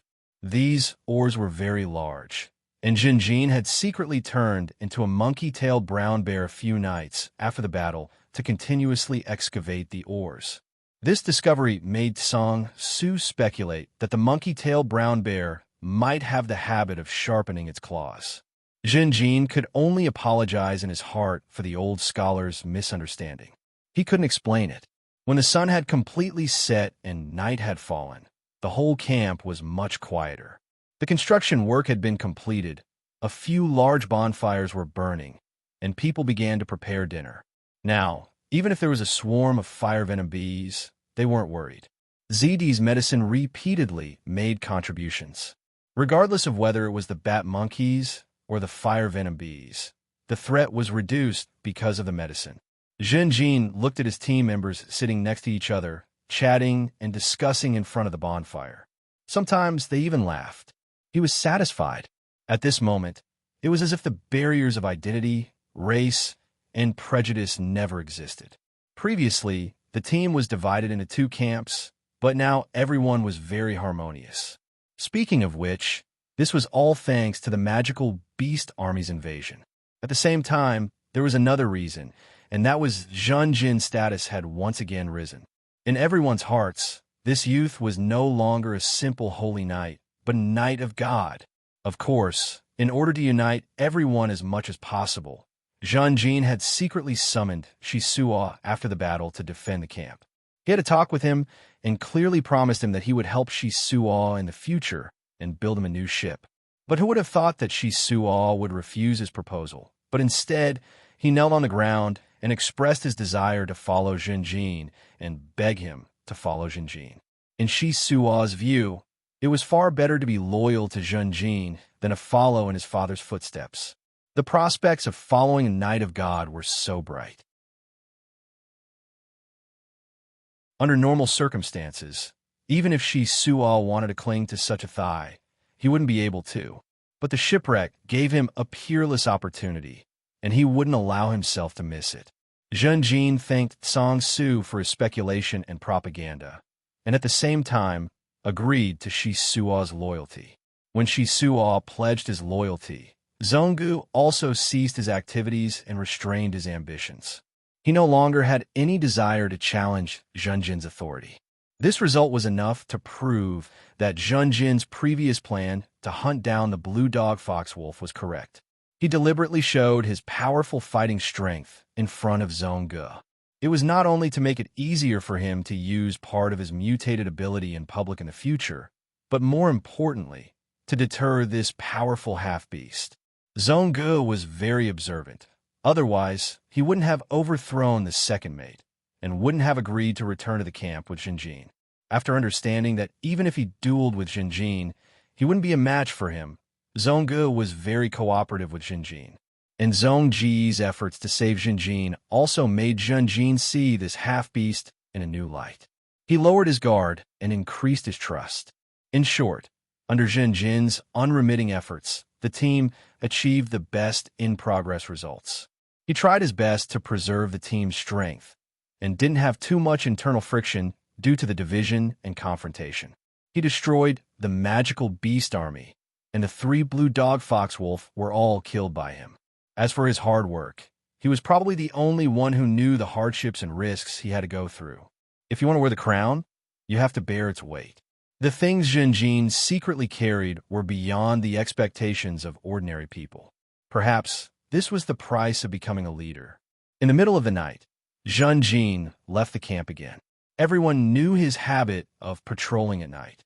As a leader and a noble, Zhen Jin had always led by example and contributed silently. Most importantly, he almost never stopped patrolling at night. Such persistent behavior made everyone respect and love him even more. But no one knew that every time Zhen Jin left the camp, the first thing he did was take off his clothes. After the defense of the camp, not only did Zhen Jin's armor, even his undergarments were destroyed, but not long after, he had new clothes and the leather armor of the alligator head and hammer tail. After putting away the armor properly, Zhen Jin mutated into a silver flying squirrel. After practicing hard for a while, he sighed dejectedly. He still couldn't discharge electricity. He couldn't find the feeling of using his muscles at all. Speaking of which, Zhen Jin had once caught a few flying squirrels alive, but they all died in the battle of the camp. But because Zhonggu had temporarily submitted to Zhen Jin was no longer as anxious to master the technique of discharging electricity as before. After practicing his flying squirrel form for a while, Zhen Jin switched to a silver bat monkey. During the day, when the team was moving forward, he opened his mouth slightly and often used ultrasound to detect the direction the team was going and the situation nearby. Ultrasound was very convenient and more practical than the lizard's eyes. But even if he detected a powerful magical beast, Zhen Jin pretended not to know as long as it didn't endanger the whole team. Zhen Jin had already discovered the swarm of blade spiders before the half-elven mercenaries, but he kept silent about it. Of course, he could predict some things in the name of God, but if he kept doing so, it would give people the impression that Zhen Jin is abusing God's grace, and this holy knight doesn't know what's good for him. Song Su and ZD were both smart people, so it would make them even more suspicious. 1, 2, 3. Zhen Jin came to the spider forest and used ultrasound to quickly detect the location of all the spiders. This swarm of spiders was even larger than the ones he had encountered before. There were 2 silver-ranked spider leaders. He didn't fly into the spider forest in his bat monkey form. In the next moment, Zhen Jin transformed into a fat ball flying fish. Gua gua gua. The fat ball flying fish Zhen Jin flapped his fins and swung his tail, slowly rising until he was above the treetops. Only then did he wobble and fly above the spider forest. Then he kept spitting saliva below. The fat ball flying fish's body temperature was very high, so it could spit out scalding saliva. This kind of attack was very weak. The fat ball flying fish's strongest attack was its self-destruction before death. But now, the flying fish Junjin's saliva had a complete qualitative change. Every saliva was the perfume of the blue dog fox-wolf. The perfume sprayed everywhere, and because it was scalding, it quickly evaporated. Not long after, the fragrance filled the entire spider forest. Junjin waited for a while, then he canceled his flying fish form, turned into a bat monkey, and landed on the treetops. The blade spiders looked at him quietly. This huge swarm of spider beasts had already submitted to him.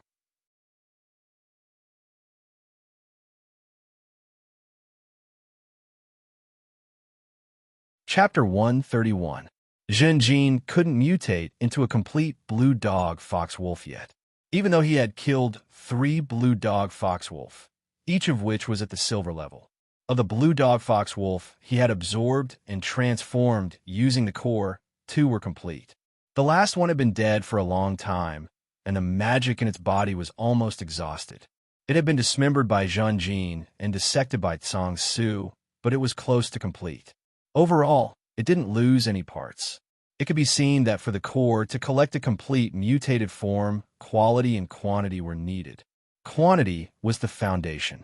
Junjin's spear scorpion, green lizard, brown bear, and other forms were all based on absorbing and transforming a large number of corresponding magical beasts. Quality could break through the limit. Junjin had absorbed a lot of green lizards, but he lacked a silver-level green lizard, so he never had a silver-level green lizard form. Quantity and quality were indispensable. Both had to be balanced. Quality was enough, but quantity was also not enough. Just like the blue dog fox wolf Junjin had absorbed, they were all of great quality, and each of them was at the silver level. But there were too few of them, so he hadn't collected a complete blue dog fox wolf form yet. But for Junjin, it didn't matter whether he had a complete blue dog fox wolf form or not. He could already mutate a key organ, the biological fragrance sachet. From now on, Junjin was a man who could emit a strong body fragrance. But he lacked a wolf tail. The biological fragrance sachet was the core, but without a matching wolf tail, Junjin couldn't quickly emit the fragrance. Junjin had made many attempts for this. At first, he used the mutation of the core to link the biological fragrance sachet to his sweat glands. After strenuous exercise, as long as he sweated, every drop of his sweat was fragrant sweat. Ever since Junjin became a man who could drip fragrant sweat. Although his first attempt succeeded, he found that this method was too slow. So, Junjin connected the biological fragrance sachet to his ureter. This way, Junjin's urine would be fragrant urine. Although the second attempt also succeeded, the practical value was still very low. After all, it was always awkward to suddenly pee in a fierce battle. The only benefit might be to make the opponent careless. Look, Junjin is already scared by me. Junjin didn't want to be the first Templar to pee in battle, even if it was fragrant urine. The third attempt revealed that the development of the heart core by the needle gold was much more profound than the previous attempts. First, he transformed into the form of a green lizard. Then, he removed the green lizard's poison gland and venom pouch and replaced them with a biological perfume pouch. His attempt also succeeded. In this way, what he spat out from his mouth was no longer acid, but fragrant saliva. Over the past few nights, Junjin had tested his opponents. Those wild beasts and magical beasts were often covered in Junjin's fragrant saliva. After a while, they spit his dog foxes. However, Junjin also discovered a flaw. He had vomited too much in one go. The amount of mana required to make the perfume in the biological perfume pouch was much more than the amount of corrosive acid. The fragrant saliva could only hit one target, and then it would have to wait for the fragrance to disperse and affect the surroundings.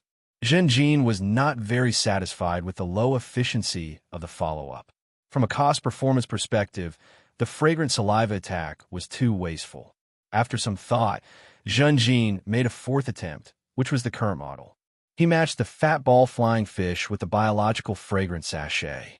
All this time, although Jinjin could transform into a complete fat ball flying fish, this form was not very practical. After practicing it a few times, Jinjin put aside. After many attempts, Jinjin was finally able to mutate into a fat ball flying fish with a biological sachet. Because of this, the fat ball flying fish's attack method of spraying boiling water changed to spraying boiling hot perfume. The higher the temperature of the perfume, the faster it would disperse, and the effect would be even more violent than the blue dog fox wolf's tail. Although this form's attack, defense, and movement speed were far inferior to other forms, once it was created, it immediately became Jin's powerful trump card. At this moment, the submission of the blade spiders was enough to prove the strength of this form. It's a pity that the perfume I made can't be used as a raw material. Jinjin still felt a little regretful. He had done an experiment. He purposely sprayed out a puddle of perfume and sealed it. It had to be sealed, as perfume was a liquid that was easily volatile. However, after sealing it for a night, when Jinjin checked it the next day, he found that the perfume inside had turned into a thin layer of carbon powder. Jinjin was disappointed, but not surprised, because earlier he had done a similar experiment with the green lizard's acid. After a period of time, the acid was reduced to a small pinch of carbon powder. The reason I can mutate into various life forms is all because of the magic core in my heart. It's the magic core that acts as an energy source to bear the conflict and pressure between various life forms. Whether it's acid or perfume, it's all a part of the body. It's just like hair, saliva, and so on. It's just that compared to the arms and thighs, it's easier to separate from the body. Jinjin understood this point, and also understood why he mutated into the green lizard, and why there was always some venom stored in the venom pouch. Jinjin, the bat monkey, squatted on the tree branch, the red light surging out from the magic core and flowing to his head. The next moment, the red light dissipated, and he had a wolf head. Not only the wolf head, but Jinjin's vocal cords also turned into the same type as the blue dog fox wolf. Looking at the blade spiders hidden in the layers of leaves, Jinjin coughed twice and began to try for the umpteenth time. Woof, carrot, woof, /woof, /woof, woof, woof, /woof. Jinjin barked, his voice cadenced. The blade spiders were silent. Woof, /woof, carrot, woof, /woof, woof, /. Jinjin barked again, this time in a different tone. The blade spiders were indifferent. Woof, /woof, woof, carrot, woof, woof, /. Jinjin barked, increasing the volume. The blade spiders were like puppets, not responding at all. Perhaps attracted by Jinjin's series of strange sounds, their gazes seemed to have changed. They looked at Jinjin with eyes other than submission, as if they were looking at an idiot. Why don't you move? Jinjin sighed deeply. It was too difficult for him. Learning a foreign language was really not easy. He still hadn't learned it, and he hadn't made any progress at all. To learn dog language, I have to catch a blue dog fox wolf alive. It's almost impossible to succeed if I just rely on myself. Jinjin finally understood the reality. Like ZD, he also had the idea of catching a blue dog fox wolf alive. It was just that the former wanted to extract the blue dog fox wolf's perfume, while he wanted to learn a foreign language from the blue dog fox wolf. Without the blue dog fox wolf's language, Jinjin couldn't command these beasts that had submitted to him at all. He had experimented, and the only way to make these beasts move was for Jinjin to move himself. When he moved, the man-made beasts that had submitted to him would also silently follow him. This had both advantages and disadvantages. The advantages were obvious. Jinjin could take the initiative to rush into other beasts, and the man-made beasts would follow him. When Jinjin was attacked, the man-made beast that submitted to him would protect Jinjin and launch a counterattack against the attacker. The disadvantage was that Jinjin couldn't secretly accumulate beasts, because when Jinjin returned to the camp, these beasts would also follow him. In this way, the beast would fight with Zhonggu and the others. The human ear couldn't hear the ultrasonic waves, but the human nose could smell the strange fragrance. Zhenjin had also thought of using the name of the gods to say that the strange fragrance was a magical ability that the gods had bestowed upon him. But this wasn't reliable. In the historical records, none of the Shengming Emperor's divine blessings were of this type. The Shengming Emperor's power was often in the form of light. If it was the flower god, the beast god, or the evil god of flesh and blood, this kind of reward would be quite suitable. Zhang Jin's mutation in front of Zhong Gu was already very risky. After the loss of saving the yellow algae, he wouldn't underestimate anyone. So, there was only one choice left for Zhenjin. Next, he went to each of the blade spiders one by one and used the mutated blades to kill them one by one. Then, while the corpses were still fresh, he absorbed and converted them into his heart core. The blade spiders submitted to Zhenjin. Although they would make a commotion before they died, they would never really resist. Zhenjin couldn't help but sigh with emotion. It was too easy. He slaughtered this large group of spiders so easily. It was so easy that it was beyond his imagination. If someone had told him that one day in the future, these blade spiders would quietly stand in place and almost line up for Zhenjin to kill, Zhenjin would have thought that person was crazy. But sometimes, reality was even more unbelievable than imagination. After eliminating this group of blade spiders, Zhanjin's mana core once again reached a new peak. Currently, Zhanjin hadn't reached the limit of the mana core's mana core. Another gain was that he now had the complete form of a blade spider. Before that, he could only summon the spider blade. Let's try the form of a blade spider. The next moment, red lights surged, and Zhenjin, the wolf-headed bat monkey, disappeared, replaced by Zhenjin, the blade spider. For a moment, Zhenjin felt as if he had been stuffed into a wooden box. Whether it was his vision, hearing, smell, or other senses, they were all greatly reduced. This made Zhenjin a little uncomfortable. The lizard's eyes, the bat monkey's hearing, and the blue dog fox wolf sense of smell were all so powerful. When it came to the blade spider, it was at rock bottom, but as time passed, Zhenjin discovered the blade spider's most sensitive sensory ability, touch. Although his tentacles were all blades, there was still a section of the spider's appendage at the tip of the blade. Whether it was the appendage or the surface of the spider's body, there was a layer of thick and fine hair. A breeze blew, and the hair trembled slightly. Zhenjin immediately heard the wind and smelled the scent of the forest. A nightingale flew nearby, and the sound of the nightingale's wings, as well as the vibrations in the air, were all transmitted to Zhenjin's hair. Zhenjin immediately perceived that there was a nightingale flying in the air in that direction. Along with the vibrations being continuously perceived by the hair, the nightingale's flight path was clearly depicted in Zhenjin's mind. A strong intuition told Zhenjin that if he shot the spider web in that direction, he would definitely be able to catch the little nightingale. Thinking of leaving, Zhenjin immediately opened his mouth and spat out. The spider web flew out. At first it was only a ball, but then it suddenly spread out in the air. The nightingale just happened to fly there, colliding with the spider web, and was bound by it, stuck to the tree trunk. The nightingale screamed and struggled frantically, but the spider web wrapped tighter and tighter around its body.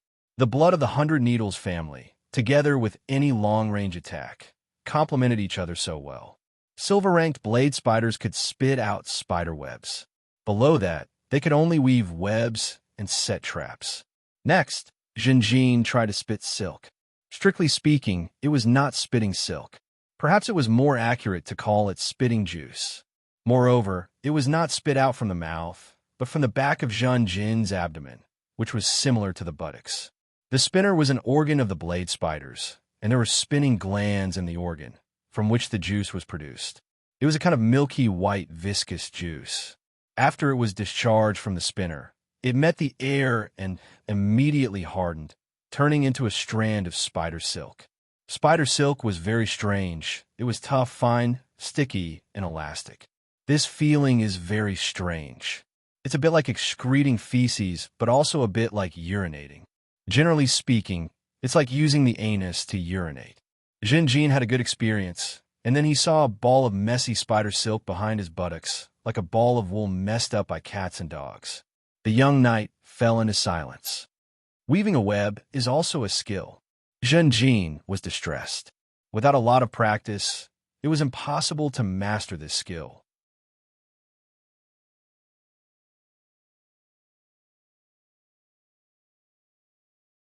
Chapter 132. What happened? Are you sure? The next day, Jianjin, Zhonggu, and the rest led the elites to the habitat of the blade spiders.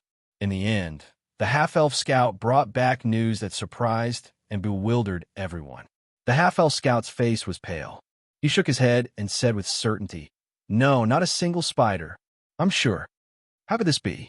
Could it be that all the spiders went out to look for food? That can't be. Don't these blade spiders rely on their webs to hunt?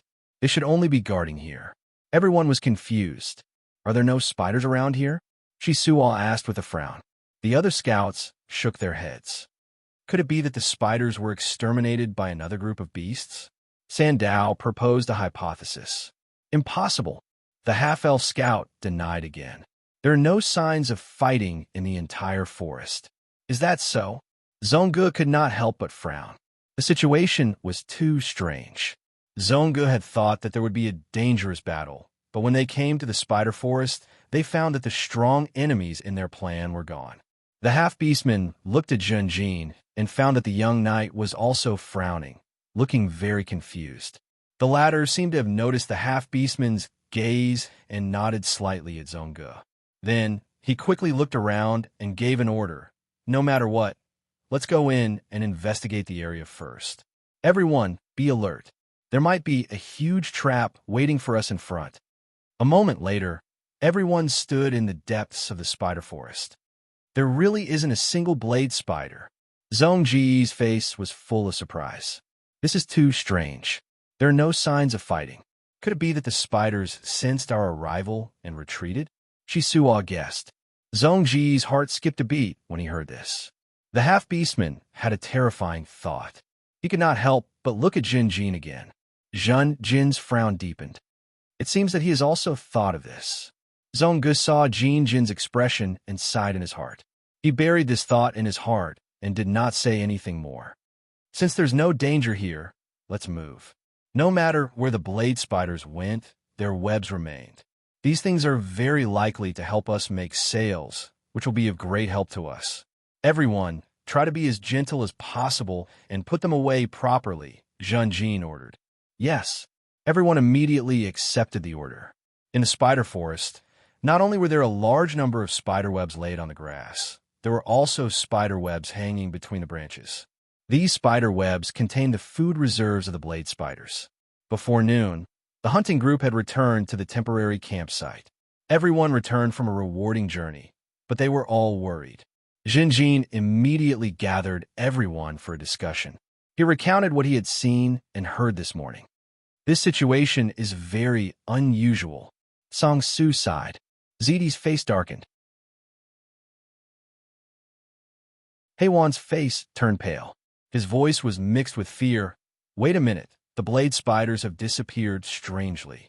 Could it be that the blue dog fox wolf has been secretly following us? The atmosphere in the tent became heavy. This was what Zhonggu had thought in the spider forest. Sangsu and Zidi had also thought of this. Jinjin had killed 3 blue dog fox wolves, but everyone only knew that he had killed 2. They had always thought that the magical beast army was still alive, and that there was still 1 blue dog fox wolf alive. Lan Zhao gritted his teeth. If this blue dog fox wolf has been following us, why didn't it attack us when we were trekking in the forest for so many days? We don't have a camp, and we are exhausted every night. Our combat strength is at an all-time low. With the blue dog fox wolf's intelligence, it's impossible for it not to see that we are weak. Heiwan shook his head. Even if our combat strength has decreased, we still have Lord Jinjin and Zhonggu in the team. There's no way the blue dog fox wolf wouldn't be afraid. Other than this reason, it could also be injured and needs time to recover. Its magical beast army was almost destroyed by us. It also needs time to subdue the other beasts.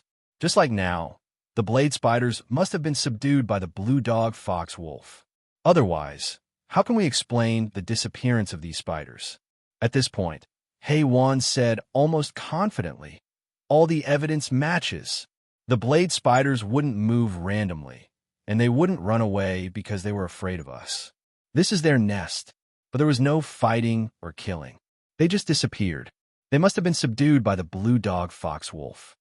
The blue dog fox wolf's current military strength is still relatively small.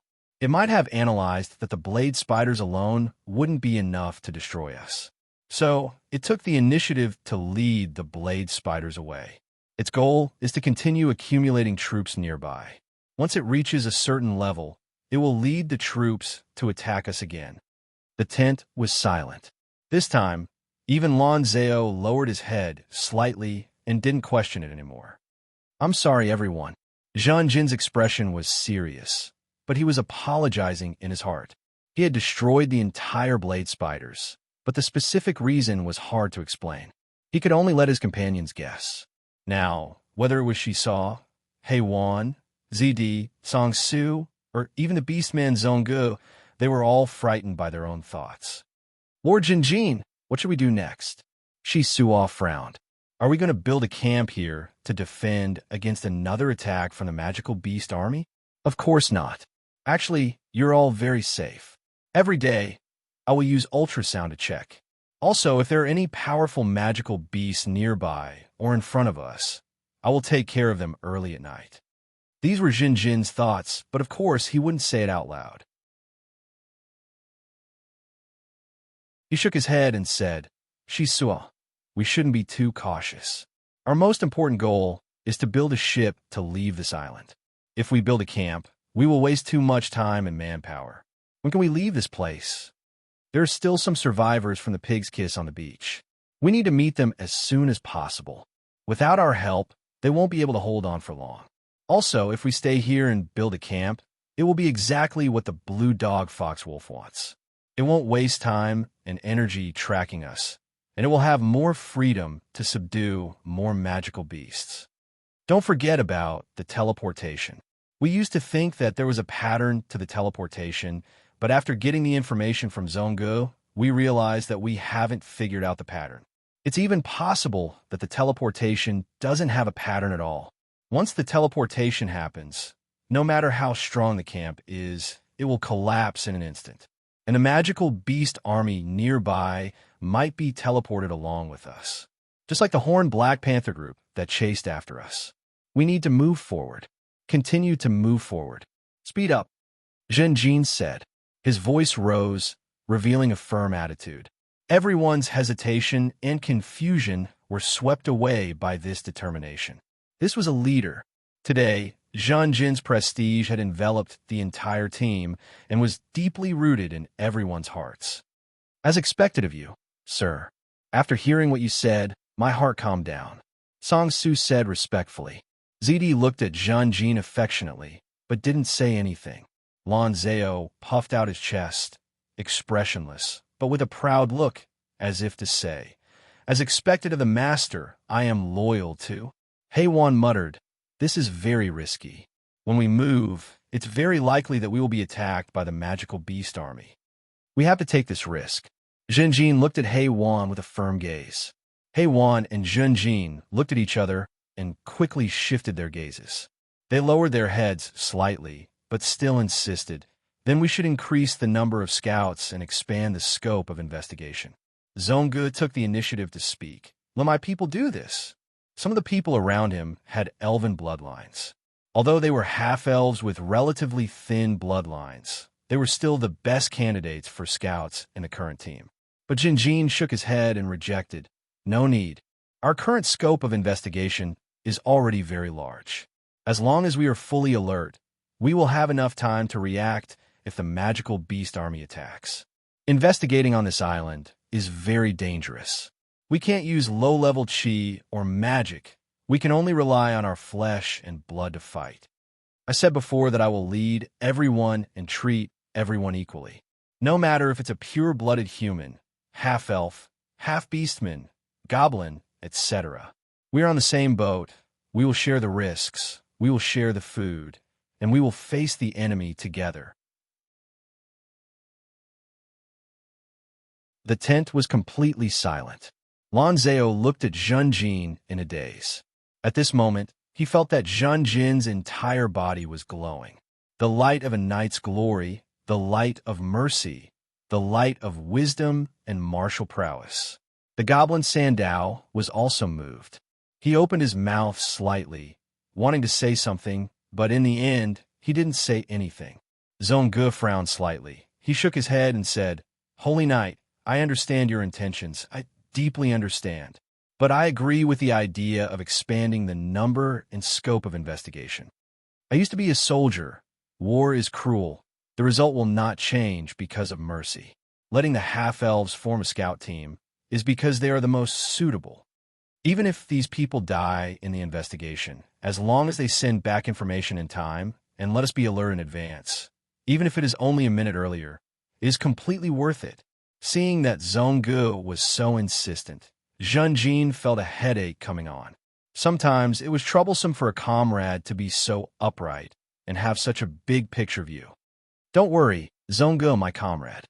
Zhen Jin smiled at the half-beastman, slightly revealing his white teeth. "If we do this, even if the scouts don't encounter the magical beast army, they will still suffer casualties because of the dangers of the forest itself. Of course, I completely understand your feelings of being so insistent. Because I'm also a knight, I also receive a lot of military education. How about this? I will pray to my lord. If I can get the same vision as before, maybe I can find the blue dog fox wolf and the magical beast army. We will attack in advance and eliminate them. This is the best result."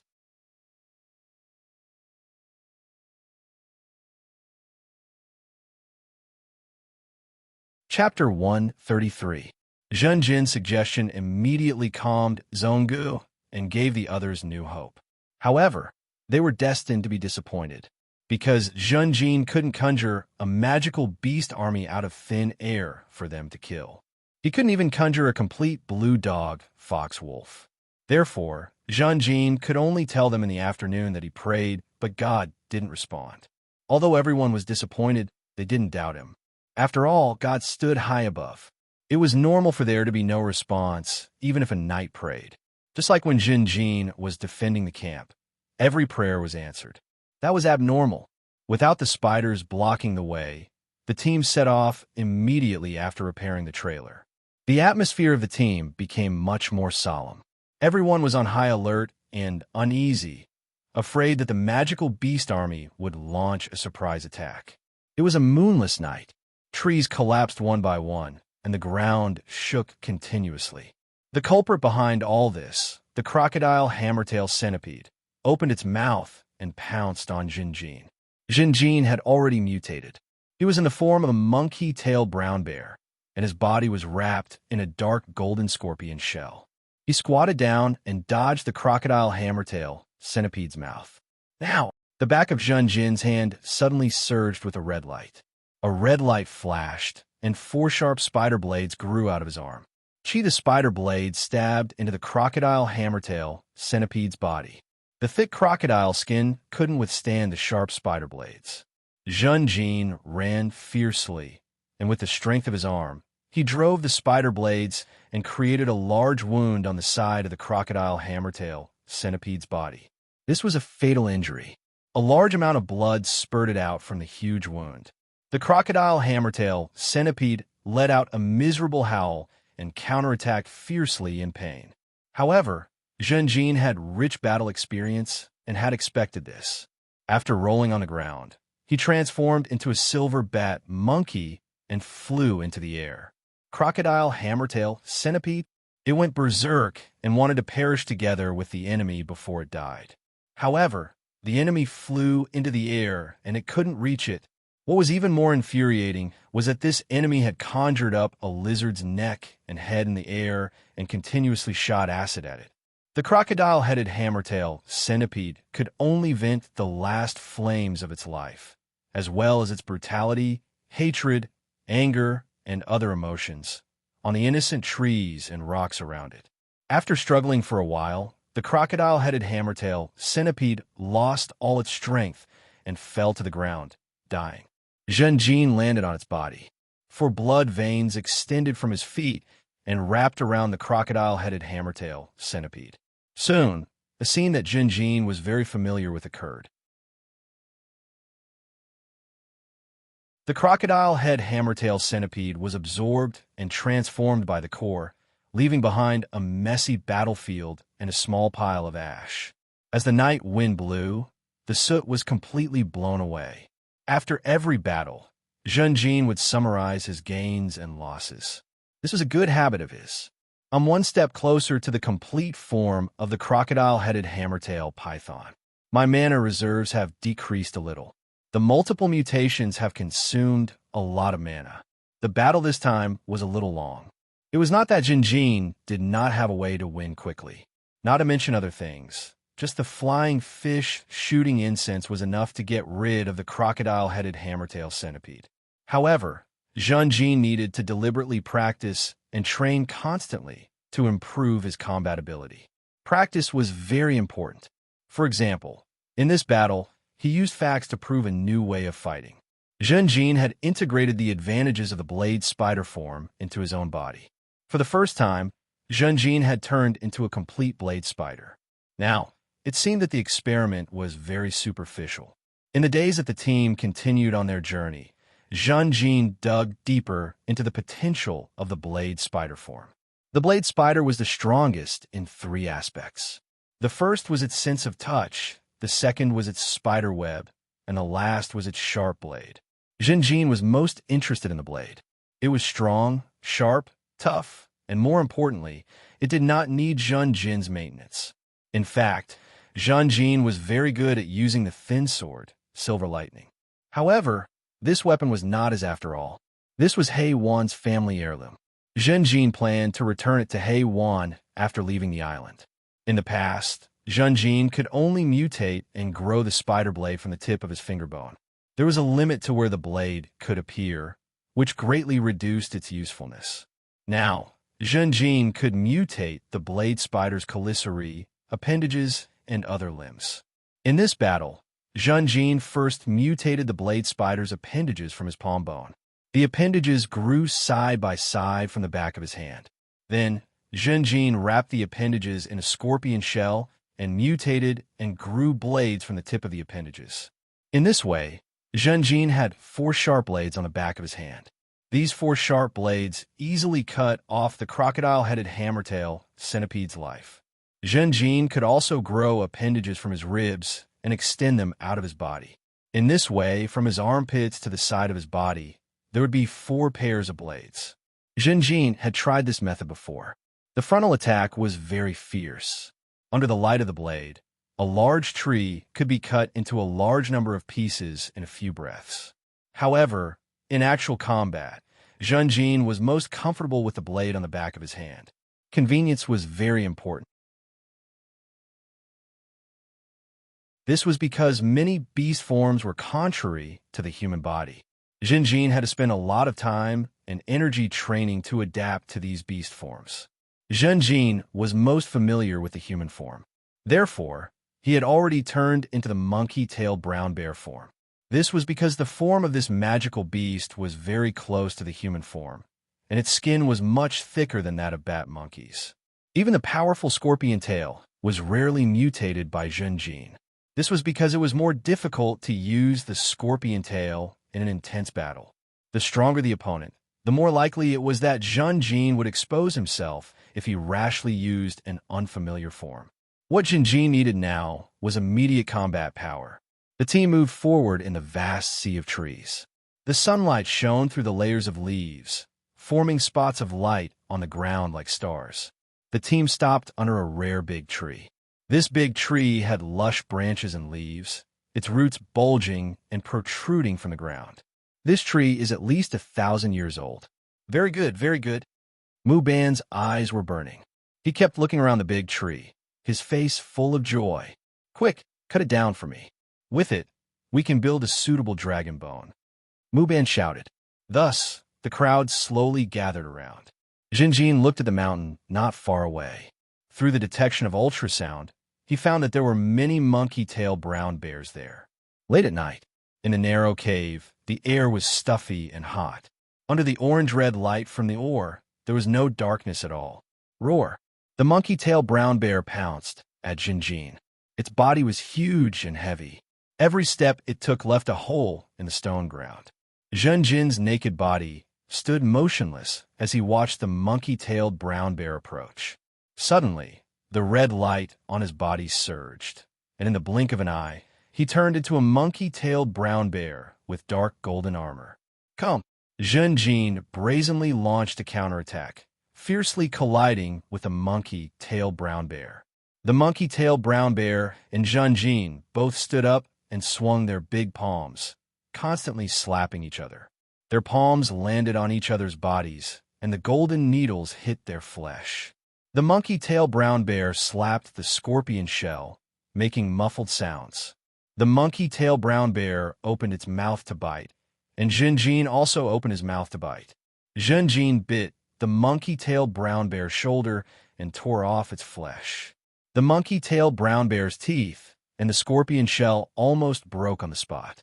The two sides went back and forth, and Jinjin firmly held the upper hand. After a while, the monkey-tailed brown bear retreated and turned to run. It gave up. It was too disadvantageous. Jinjin also did not chase after it. Instead, he stood in the same place and reviewed the battle with the monkey-tailed brown bear. He deliberately learned the monkey-tailed brown bear's attack style because he wanted to understand the correct way to use the bear body. After a moment, Jinjin came back to his senses and felt that he had gained a lot. There was a difference between the bear body and the human body. Many of the ways to use force were different. Although the monkey-tailed brown bear's intelligence was not high, it relied on the beast's instinct to make the most effective use of its muscles and bones. It had a direct and concise characteristic. Having a teacher teaching was really different. Coupled with the combat practice, Jinjin's efficiency in mastering the monkey-tailed brown bear form was greatly increased. The monkey-tailed brown bear form was very practical, and Jinjin needed to master it. For the next few days, Jinjin came to the door at night and practiced with the monkey-tailed brown bears. Over time, the monkey-tailed brown bears learned a painful lesson and avoided Jinjin when they saw him. Then I'll give you a quick death. Jinjin's bear had mutated and turned into a blade spider's mouthpart. He opened his mouth and spat.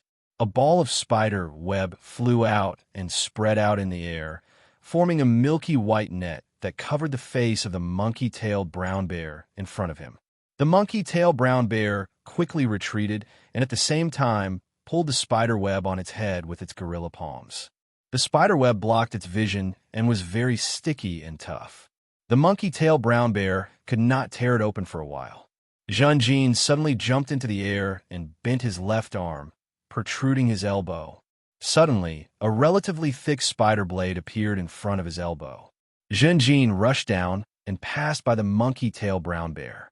The next moment, the monkey-tailed brown bear's head and a pair of palms stuck to each other and was sent flying by a fountain of blood from its neck. Jinjin did not look back and slowly walked towards the other monkey-tailed brown bears. Next, it's your turn. After the monkey-tailed brown bears recovered from their shock, they began to frantically flee. The night of blood was over. The curtain of night receded and the sun shone in the forest. Good. A bit to the left, a bit more to the left. Mu Ban loudly commanded everyone. With all their might, they finally managed to move the giant wood onto a special trailer. The shipwright and ZD went to Jinjin together. Just the giant wood is not enough. We also need iron. Without iron, we don't have the tools to make ships. We also need a lot of iron bars, iron sheets, and iron nails. ZD said. The shipwright added, iron nails are easy to rust, but there's no other way. The only mineral we can find and can extract on a large scale is iron. Jinjin nodded. So, we still need to collect a lot of ores? ZD confirmed. To be precise, a lot of ores. Yesterday, the scouts already found many monkey-tailed brown bears living in a cave not far from here. They're all dead, and I also dug a lot of ores. Junjin said, but on the surface he nodded, then arranged for Zhonggu to lead a group of people to eliminate them. We need to start collecting ores. Zhonggu, Sandao, and the others went, full of fighting spirit. Half an hour later, they came back with unconcealable worry and seriousness on their faces. The monkey-tail brown bears are gone. There are some traces of battle near the cave, but not many. That blue dog fox wolf is still following us. The magical beast army has grown stronger again. What should we do? Junjin frowned slightly, but sighed in his heart. I'm sorry, everyone. As long as I'm here, the blue dog fox wolf will always follow you.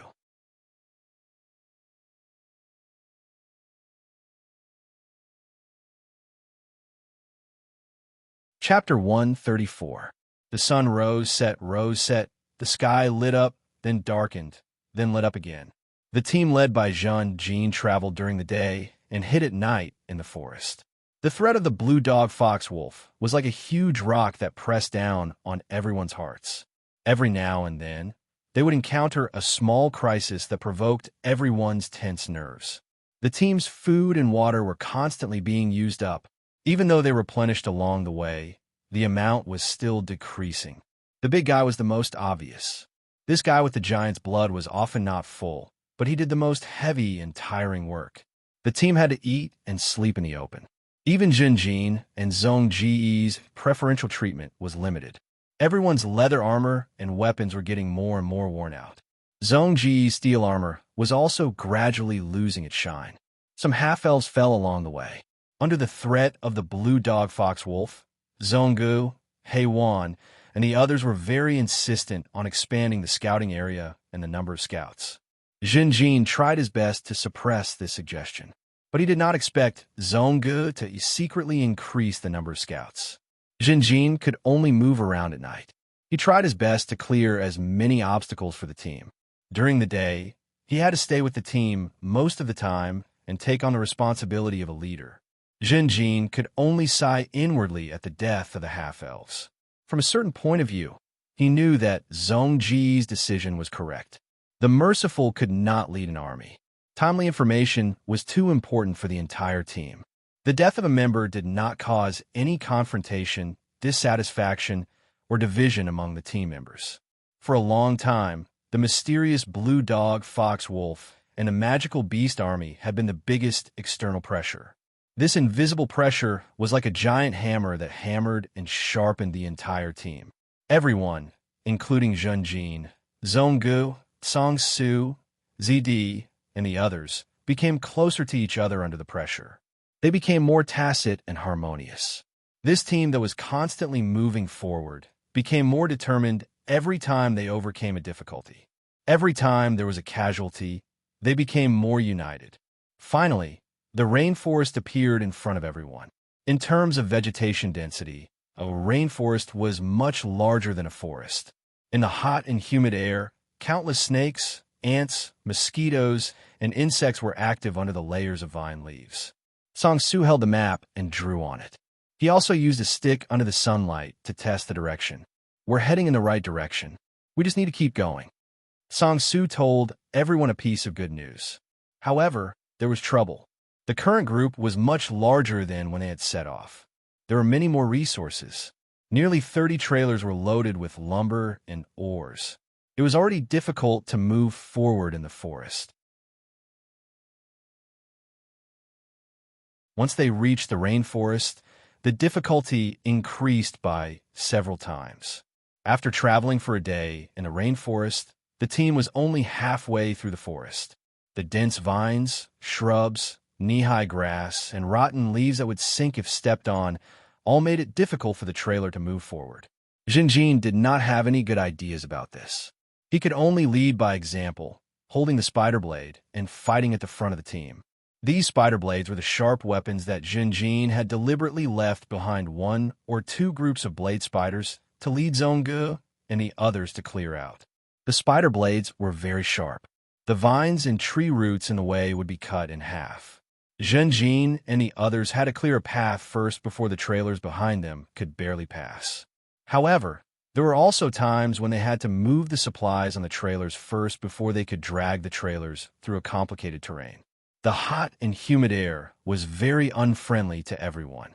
Even if they didn't work, just sitting there quietly was enough to make them sweat profusely.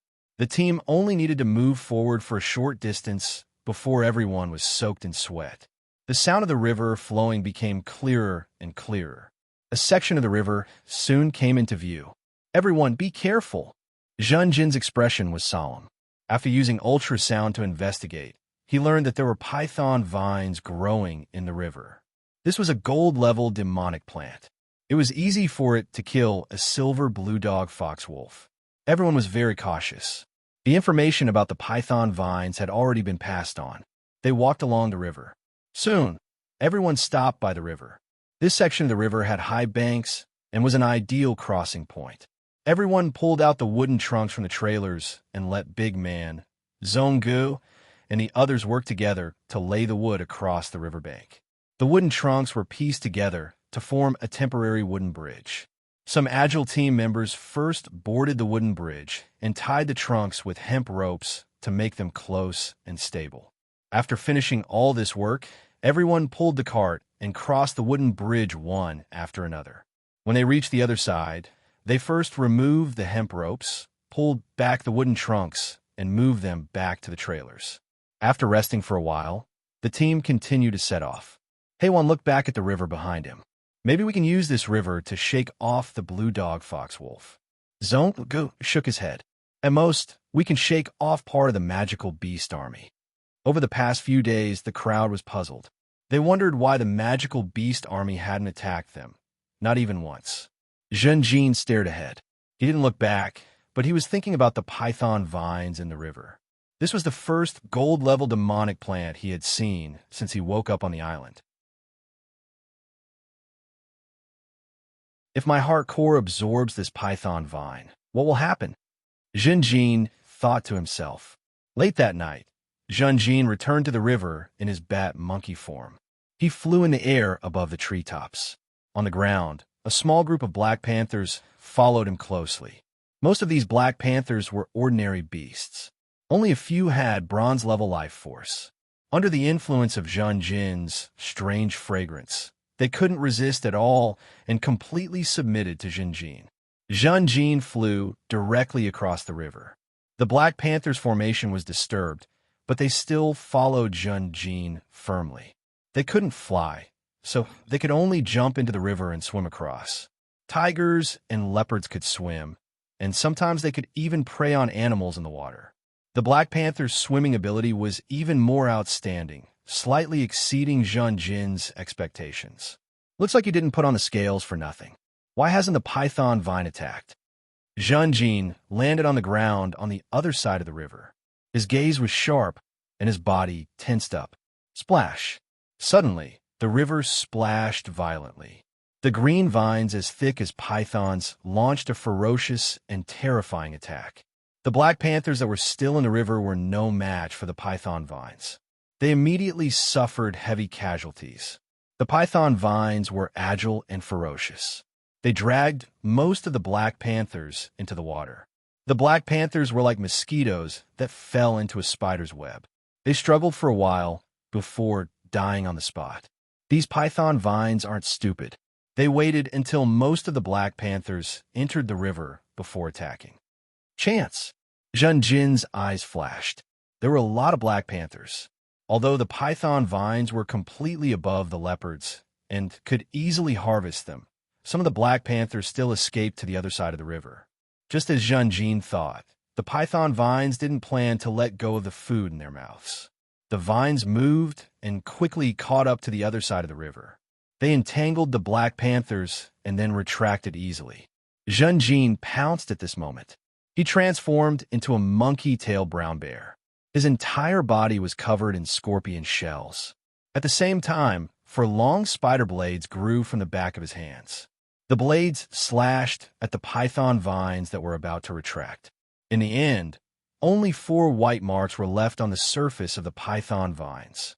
The python vines were attacked, and immediately counterattacked Jinjin. Jin's head shook. His warrior's intuition warned him frantically. He couldn't fight for nothing. Otherwise, he would die. Jinjin hurriedly retreated. The python vines chased after him. However, its length was limited. Jinjin's attack, just now, was also probing at the edge of the python vine's attack range. The python vines couldn't reach Jinjin and retracted again. Jinjin counterattacked and used his blades to cut the python vines. However, the usually sharp spider blades could only cause insignificant damage. For more white marks were left on the python vines. I have to continuously slash at the same part to cut off a part of its body. Jinjin realized this, and his heart was filled with bitterness and helplessness. The python vines weren't motionless. Instead, they twisted and lashed out crazily like pythons. Their attacks were very terrifying and could easily break a tree trunk. Jinjin had to pay attention to dodging at all times. If he was careless, he would be seriously injured or even defeated.